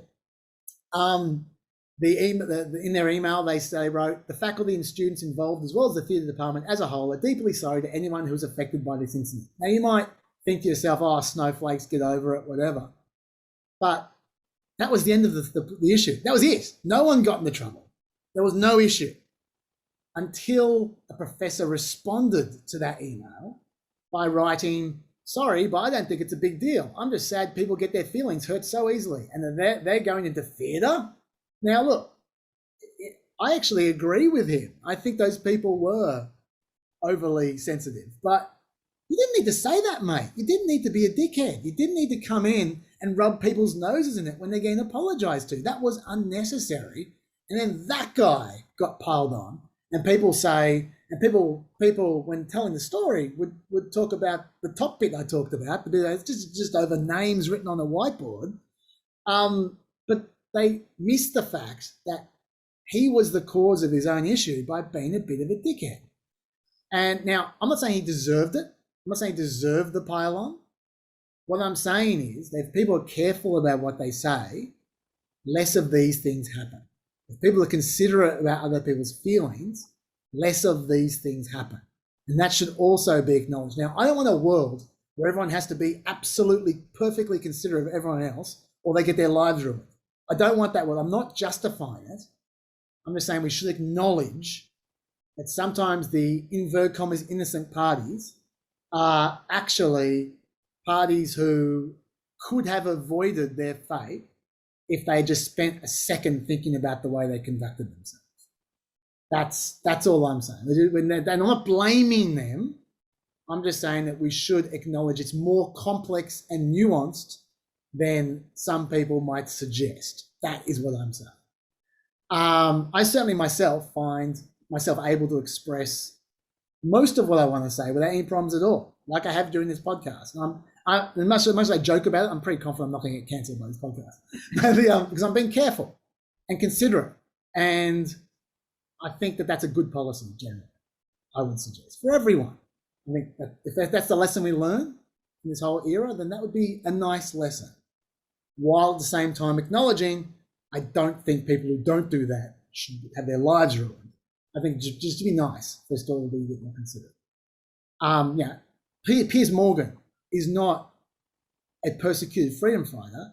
He's a dickhead who gets off on this, who goes around trying to upset people and then professes concern when it blows up in his face. Like, I mean, he's not like the professor I just described because he's actually made a career out of it, which is a bit different. but that's even worse. But we should just acknowledge there is a difference between someone unintentionally doing their best, like say David Shaw, for instance, who could not have been any different, could not have been any more considerate, but still somehow found his way standing on a landmine, compared to many of the other examples where there are people who could definitely have been more considerate and then stepped on a landmine. Anyway, so they're my qualifications. Do you have any others you want to jump in, or anything you want to say about any of that? No, I mean, I agree with all of that. And I think, fundamentally what all these kind of issues boil down to is that, if everyone was inclined to show a bit more empathy just in general across the board, I think we'd have less of these problems. Because I think, if we have, we want like the professor to have more empathy for the people who maybe had their feelings hurt, and maybe he didn't necessarily have to weigh in on that and aggravate people just to kind of troll them. And then, maybe we could have more empathy for the David Shaws who were just tweeting like a legitimate study and not trying to, undermine a movement, and like was in his actions trying to kind of argue about ways the movement can have maximum success. So was in support of the movement. And, I think a little empathy on both sides, rather than, this sort of constant like reflex towards conflict as the only way to deal with an issue or to deal with the disagreement. That is what I would like to see a bit more of in the world.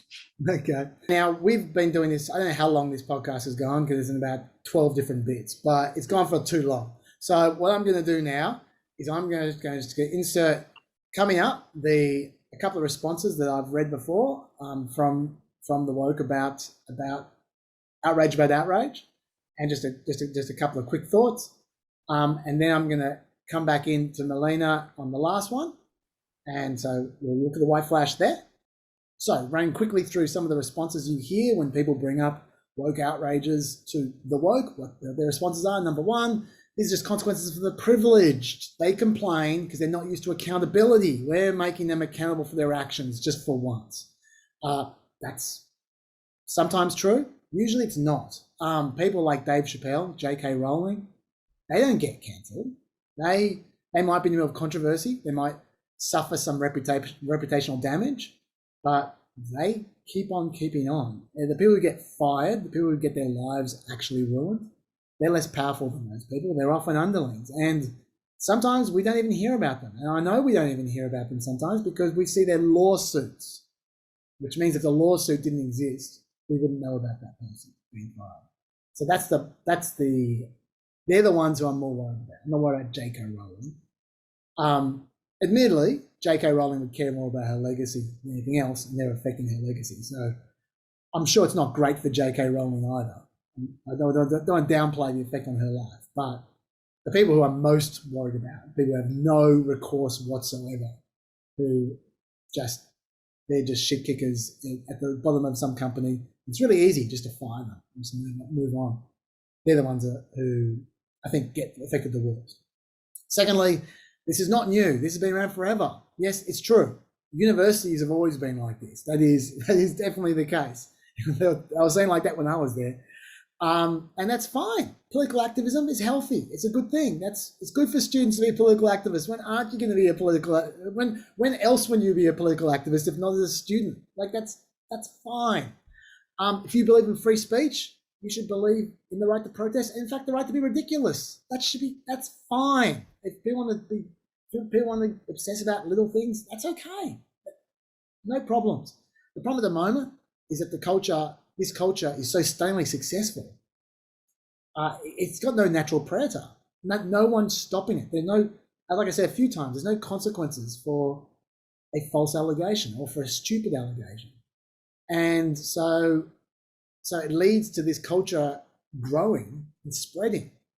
And I don't care that the university's been a bit wild. I care about those uni students turning around and changing their workplace rather than the other way around, like it used to be. I mean, some change is good, like we've discussed a number of times. But yeah, if this culture does spread in uncontrolled fashion, that's a problem for me. And that's not new. That's not new. The new bit is, so yeah, that is new. The new bit is the spread through society. That's new. People say, look, these stories aren't being censored. They're everywhere. They're in the news every day. And that is true. That is true. Those stories in the news aren't getting censored. We've already talked about the people who censor themselves. They don't get in the news. But also, the stories that get out, people want them to get out. Like, the outraged people want the stories to get out. They're a warning about the consequences that might be visited upon you. When J.K. Rowling doesn't get cancelled but gets into a controversy, hassling her advertises what might happen to you. And you think to yourself, oh, I can't deal with that. J.K. Rowling might be able to, but I can't. I don't have the resources. I can't afford to lose my job. I can't afford to be bogged down in abuse and threats and byplay with people who I don't know and can't identify. Now, of course, in reality, it probably won't happen to you because you're a nobody. You're not J.K. Rowling, so they don't care what you say to your friend. But there's always that threat. Maybe you might just be the unlucky one. It does happen sometimes in nobodies, doesn't it? And that does make you censor yourself. I've seen it firsthand. I've done it firsthand. I have censored myself before because of fear, which might have been unreasonable. I don't know. I did, and I bet you have as well. Some people say this is not important. This is about winning elections, or it's like the war on Christmas. It's just stupidity. Yeah, a lot of it isn't important, but obviously it's important for the lives of the people who have been ruined. The lives have been ruined. I mean, obviously I've been through a lot of the other problems as well in this podcast, so I'll avoid that one. The target of the woke mobs, they say, are powerful people. We're not powerful. We're just randoms on Twitter. What? How can you suggest that some rando on Twitter with 15 followers is more powerful than J.K. Rowling? Okay. And why is J.K. Rowling scared of you? Why? I'll tell you who's powerful. The person who is powerful is the person who is not scared of the other person. And what we're seeing is that people are not themselves innately powerful who are part of these mobs. They're just one person with not many followers, but they have temporary access to forces that wield much more influence than any celebrity in the world. Like that person with 15 followers, if they strike the right chord, if they say the right thing, they strike the right chord, they can summon a giant tidal wave of influence that dwarfs anything else. They themselves are not powerful, but they have access to power. And that's what people fear. People fear the power that they can access. I think that's a point that's not made enough. But the bottom line, it's just so obvious. Like when Ellie Kemper submits to the person with 26 followers, that says it all. Yes, Ellie Kemper on an individual basis is more powerful than the person with 26 followers. But in that particular relationship, at that particular moment, in that particular context, one person is more powerful than the other. The more powerful person is the one who's not apologizing. Pretty obvious in that context. Yeah. And yeah, look, that's enough. That's enough. Let's get Melina back in. White flash now. And we're out of the white flash. So, Melina, there's a final point which I want to get your response to, because the other ones, they're easy. This last one I want to get your response to is that a point that gets made a lot is that these people are not being physically attacked. Okay, these people are not being. The worst that happens is they get fired. They can get another job. In actual fact, most of the time they're just being subjected to a bit of discomfort on social media, and that's it. A couple of negative tweets, and that's it. Which is that is true. But trust me, being the target of a mob knocks you around more than you think. I've never in my life, and I pay a lot of attention to this, and I know you have as well, Melina, seen someone knocked around by a social media mob, and for the first time, and say it was less impactful than I expected. They always say the opposite. They always go, "Oh my God, I didn't realize even 10 tweets just feels so much worse than you think it's going to." That's what they always say. Anne Applebaum, a quote from her, from that article, "Some advocates of the new mob justice claim that these are minor punishments, that the loss of a job is not serious, that people should be able to accept their situation and move on. Isolation plus public shaming plus loss of income are severe sanctions for adults with long-term personal psychological repercussions, especially because the sentences in these cases are of indeterminate length. Elliot, this is one of the people she talked about, contemplated suicide and has written that every first-hand account I've read of public shaming, and I've read more than my share, includes thoughts of suicide. Massey, another guy she talked about, did too. I had a plan and the means to execute it. I then had a panic attack and took a cab to the ER. David Bucci, the former chair of the Dartmouth Brain Sciences Department, who was named in a lawsuit against the college, thought he was not accused of any sexual misconduct, but he did kill himself after he realised he might never be able to restore his reputation. And I want to give one more example, which was porn star August Ames tweeted out one day, now, whichever lady performer is replacing me tomorrow for Erotica X News, you're shooting with a guy who has shot gay porn, just to let you know. BS is all I can say. Do agents really not care about who they're representing? Hashtag LA Direct, I do my homework for my body. She was then a target of a social media outrage campaign because she was discriminating against gay people. She tweeted, not homophobic. Most girls don't shoot with guys who have shot gay porn for safety. That's just how it is with me. I'm not putting my body at risk. Now, I don't know if it's true. She was suggesting that people who shoot gay porn are more likely to have STDs. I don't know if that's true or not. I haven't done the research, but I can believe that she honestly believes that's true from at least her own anecdotal experience. Maybe it's true, maybe it's not. What I do know is that the next day she committed suicide. The day after the social media pylon. We don't know if it was because of that pylon. I don't believe it would have helped. This can be a very, very big deal because, and the way this generally works is it raises the cost of resistance past a point that you're not willing to pay. You think, why should I take a risk to make some point I don't have to make? Better shut up. Okay?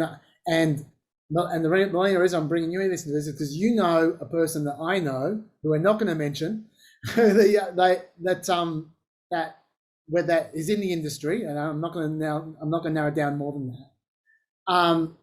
Who has been in the past routinely unreasonable in their behaviour and would require you to be unreasonable yourself to match them.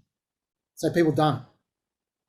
People let this figure get away with a lot of stuff because it's not worth their time and energy. This is nothing to do with wokeness. This is just behaviour. If you are unreasonable to the point where someone else needs to be more unreasonable to match you, most of the time people let you win. That's their strategy, battle after battle. Just be so unreasonable that you have to pay a high price to match them, so people don't pay that price. It's like, so in this case, the people with the outrage might be 3 people on Twitter. They're like the little guy in Emerald City with a megaphone in Wizard of Oz, and we are their amplification system. If we ignore them, they lose their power. But people have to resist them a little bit to stop the amplification, and that little bit of resistance isn't worth it on a case-by-case basis. So those people end up having incredible disproportionate influence on the culture because of the asymmetric nature of the cost to one person to the cost of the other person, which I've described a number of times. And so I think that is the problem that creates, that's when it's problematic, that's the reason why, that dynamic I've just described. It'd be so easy, people would just ignore, and then it goes away. But you're taking a risk when you ignore. So why would you take that risk? If you're the head of a company, why would you take that risk of a potential picket? If you're the employer of one of these people, why would you take that risk? If you're their friends, why would you take that risk? You're always taking a risk. And that's the concern. It requires people to be little heroes over and over again. And if you don't get enough people being heroic, then we proceed to the next step. And that, I think, is the essential issue with this. So I don't know if you have any other thoughts about what I just said, or about any concluding thoughts, Melina, about ways that this could be better, or if we've just said enough. I don't know. Do you have anything to add at all in any respect? Yeah, I've talked a bit about what I think would be better. But I would agree that, some people, let's say, there's no cancel culture. You can't cancel a person. And, I used to talk at the head of the podcast that cancel culture and public shaming and outrage culture, they're all kind of overlapping, but not exactly the same. But broadly speaking, like, I've talked to enough people I've not experienced a public public shaming, and I really hope never to, because I've spoken to enough people directly who have in the course of making Reputation Rehab, and also read enough of these stories in the course of researching the show, and also just being interested in these issues in general. And like being at the center of a public shaming, like it absolutely ruins lives. Like sometimes you can say that's deserved, sometimes not, but I think it's definitely wrong to suggest that nothing happens. People might still exist, they won't necessarily die. Some do, but the fact that someone still exists, still maybe has a job or something, doesn't mean that it doesn't affect people. I mean, I can't think of anything worse than losing your job and being shunned by all your friends, and because people get shunned by friends and colleagues, and just completely being on the outs of society, and the only people who embrace you are sometimes the worst kind of people you wouldn't want to be embraced by. It's everything I've heard about it sounds absolutely awful, and I would never want to go through it, and I wouldn't want to be a part of putting someone else through it either. So people can argue if they want, that they think people deserve that kind of treatment, but I think we should be honest that there is a cost for people at the center of these controversies and outrages, and it's not right to pretend that nothing happens.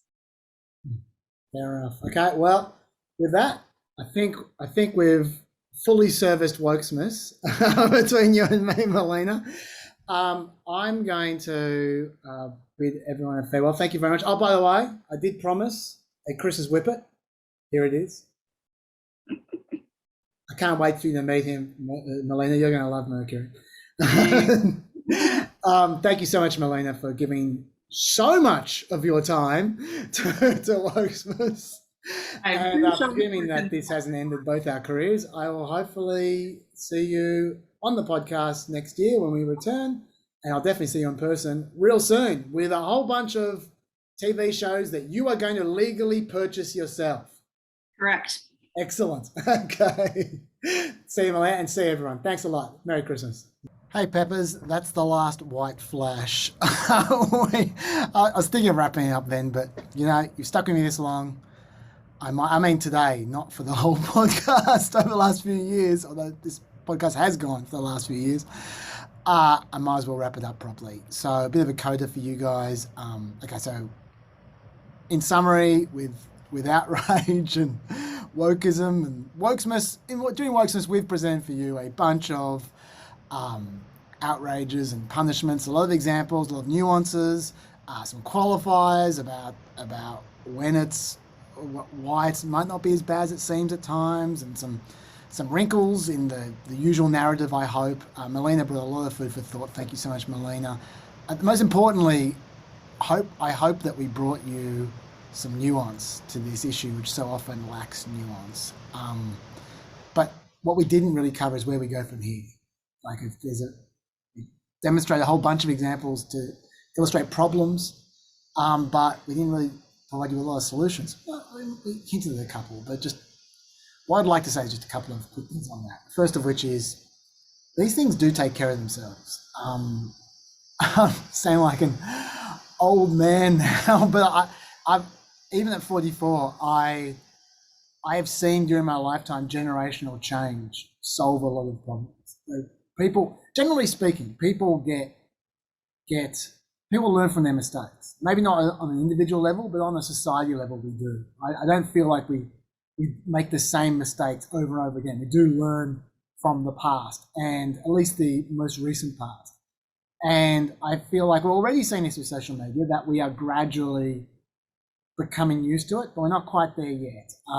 Social media has invaded the way we think and the way we react, our primal behavior modes. But I do feel that we're adjusting gradually. and I do think that it's not just with regards to outrage. There's a lot of ways that social media has really messed with our heads, and we haven't quite come to grips with it. But I think that we as people are slowly seeing the same patterns and learn from our mistakes and not repeating obvious negative behaviours at least too many times. But also, broadly, generational change happens over what? In my view, it happens about over 15, 20 years. That's what I've observed personally. That's how long it takes people who grew up in a certain environment to then become key players in that same environment and then make things different because they grew up, since they grew up in that environment, they know how it works and it's part of them. And so they react accordingly to fix the problems. It's easier for them than for the people who didn't grow up in that environment. It takes about 15 to 20 years for those people to grow up. People who are 10, when the initial occurrence happens, until they're 25 and can actually make an actual contribution. And that we're not there yet. Like, it's been 13 years since social media became very big, in 2007, 2008. It's been only probably since maybe 10 years since the mob outrages really started to become a thing. And it's only been maybe 5, 6 years of super woke kind of outrages. So I would predict that even if we as a society don't come to grips with this over the next few years, within 10 years we will, because the younger generation will move through. I see even my own kids who've grown up in this environment, they're very different. They're so much more chill about this kind of stuff because to them it's just normal. And so they are refreshingly level-headed. They've seen it all before. They are jaded old souls, even at the age of 11. And I am sure that when that generation are 20 or 25, they will not fall for the same tricks that we do. They will not get thrown asunder like we do. They will not react in inadvisable ways like we do when we are subjected to something new. Because to them, it's not new. To them, they know exactly all the tricks, all the ropes. They know what's going to happen. They know why it's a problem, and they'll deal with it accordingly. So I am optimistic that this will not last for that long. But in the meantime, 10 years is a long time for a lot of bullshit. So I'm not suggesting just kick back and just think, oh, she'll be right in 10 years' time. I am saying that this will take care of itself in the long term, or in the medium term. But in the short term, what I would say is a couple of things. First of all, make sure you're not a target of these kinds of outrages from some rather simple steps that we detailed during this podcast. Be empathetic. Be reasonable. Don't go around sticky-beaking and being a dickhead, and you are less likely to be the target of these things. Just think before you speak. When social media first started, no one was thinking before they spoke. But I feel as time goes on, at least intelligent people are increasingly thinking before they speak. And I think that's a good thing. And if you do, you are less likely to be the target. You might still, but you're less likely to be a target of these kinds of outrages. Think about others. Have some kind of empathy for their situation. And you're less likely to be a target of these kinds of outrages. If you do accidentally say something that you think is a mistake, then admit it. You don't have to have a groveling apology at the beginning. At the beginning, you can when one person draws attention to something you said that you regret, that you think to yourself, oh, it's a bit dicky, then reason with that person and be reasonable and apologize if you think you actually probably should apologize. It's the right thing to do. Don't be stubborn about it. Don't try and hang tough and win some shitty pride battle. Just be a normal person and just be nice. And because you can reason with the person, you can't reason with the mob, but you can reason with the person. So be reasonable, and it probably won't escalate. But if it does, well, sorry, man. There's just not much you can do. Actually, my personal advice, having been through my own share of outrages, is just shut up. Don't fight it. Just shut up. If you want to make a comment, but just make one comment. Make it long if you need to make it long, but just make one comment. Don't make 50 comments. When you feed the outrage oxygen, it just keeps on going. It just grows. So that's my advice. It's just shut up, batten down the hatches. If you're going to speak, be very careful of what you say and make it once. And that will do. If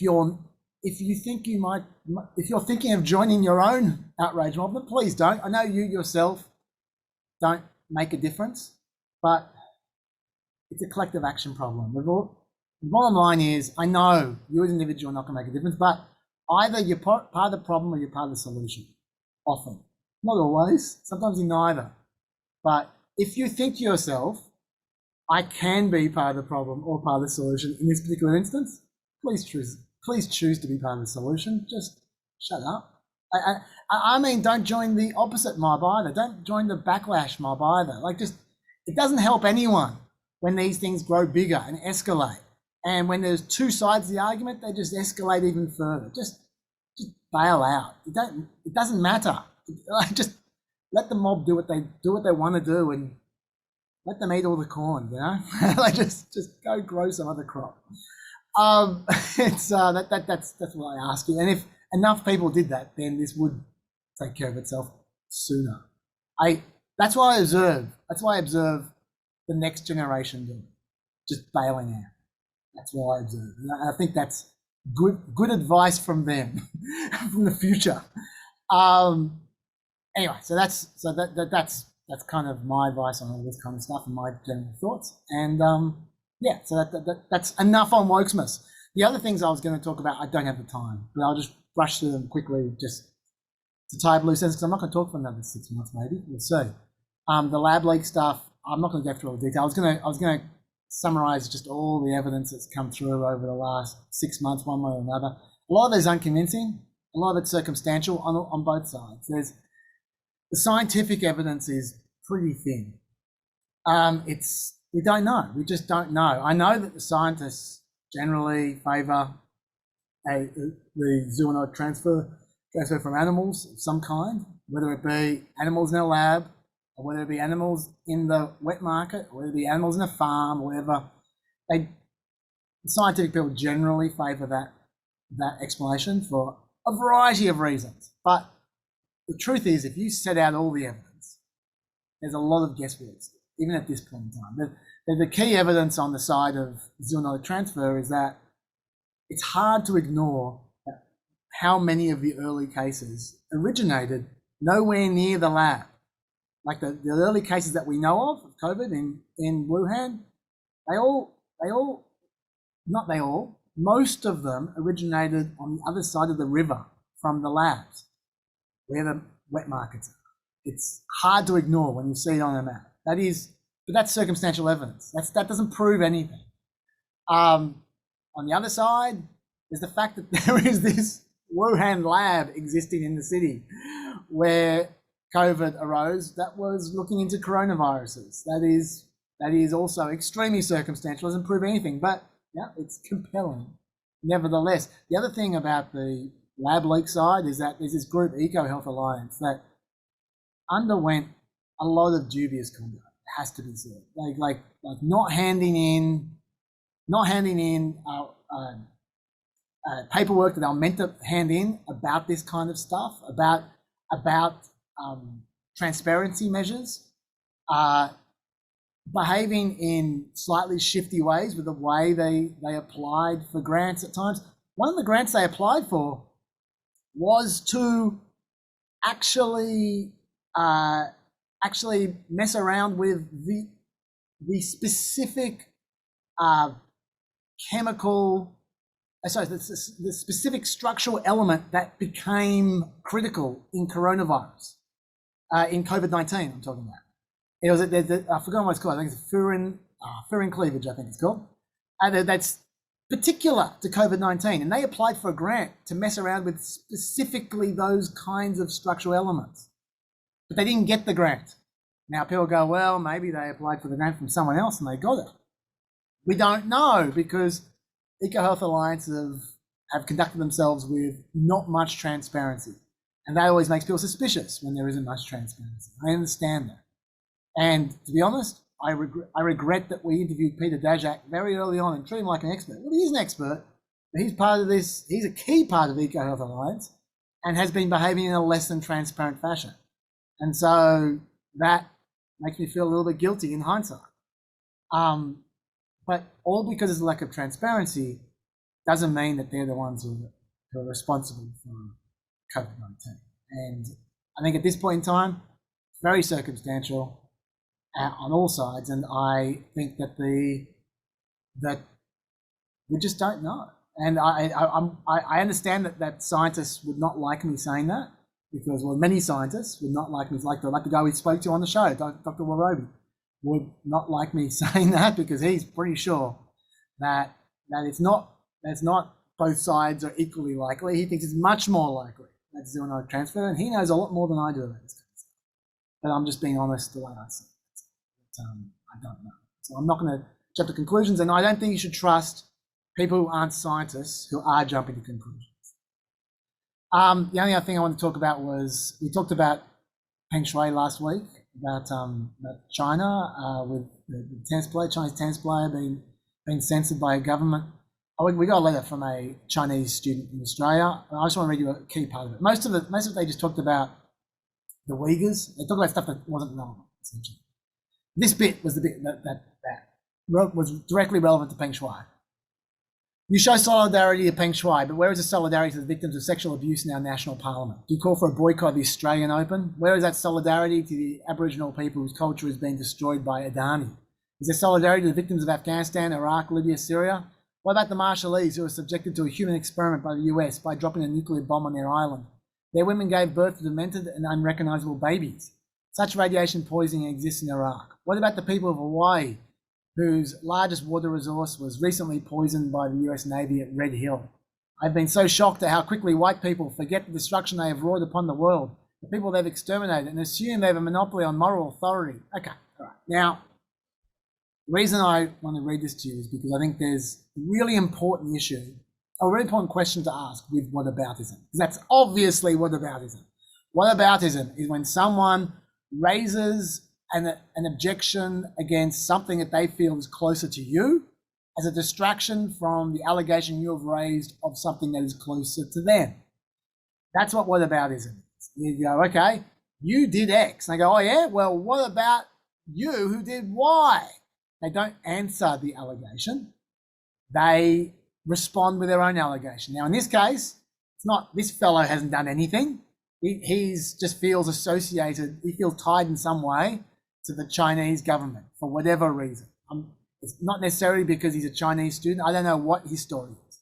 I don't know if it's in good faith or bad faith or what. All I know is that he clearly feels personally, in some respect, the attacks that we made last week about Peng Shuai, and wanted to respond with his own attacks. So in this kind of circumstance, you have to ask yourself, doesn't mean that what he's saying isn't valid. As in, he might be raising some good points there. Yeah, but what I always ask myself with whataboutism is a simple question. Would this person have made exactly the same allegations if we hadn't just made allegations of our own? The answer is clearly no. I haven't received letters from this guy about those things before. That's the first time I've heard about those things from that guy. So clearly, the only reason he's brought them up is as a means of distracting from what we're talking about. So it's not going to stop me talking about what we're talking about. I'm happy to talk about any of those things, although not a lot of them have to do with America, but whatever. I'm happy to have a debate about whatever you want to have a debate about. But you send me that same letter in 6 months' time when I'm back. And if you want to talk about those things, we can talk about those things. But in the meantime, we finish the discussion that we're having about the first topic, and then we'll talk about the other topics. That's my response to whataboutism. Not to ignore it completely, not to assume it's in bad faith, not to assume it has no merit, but just to say, no, let's finish talking about the first topic, then we'll talk about the other topics. And I've now finished talking about that and everything. So that will do for 2021. This podcast is now long enough to last until we return halfway through next year. So I hope you enjoyed it. That will do. I will see you guys next year. Thank you so much for supporting us over here again, and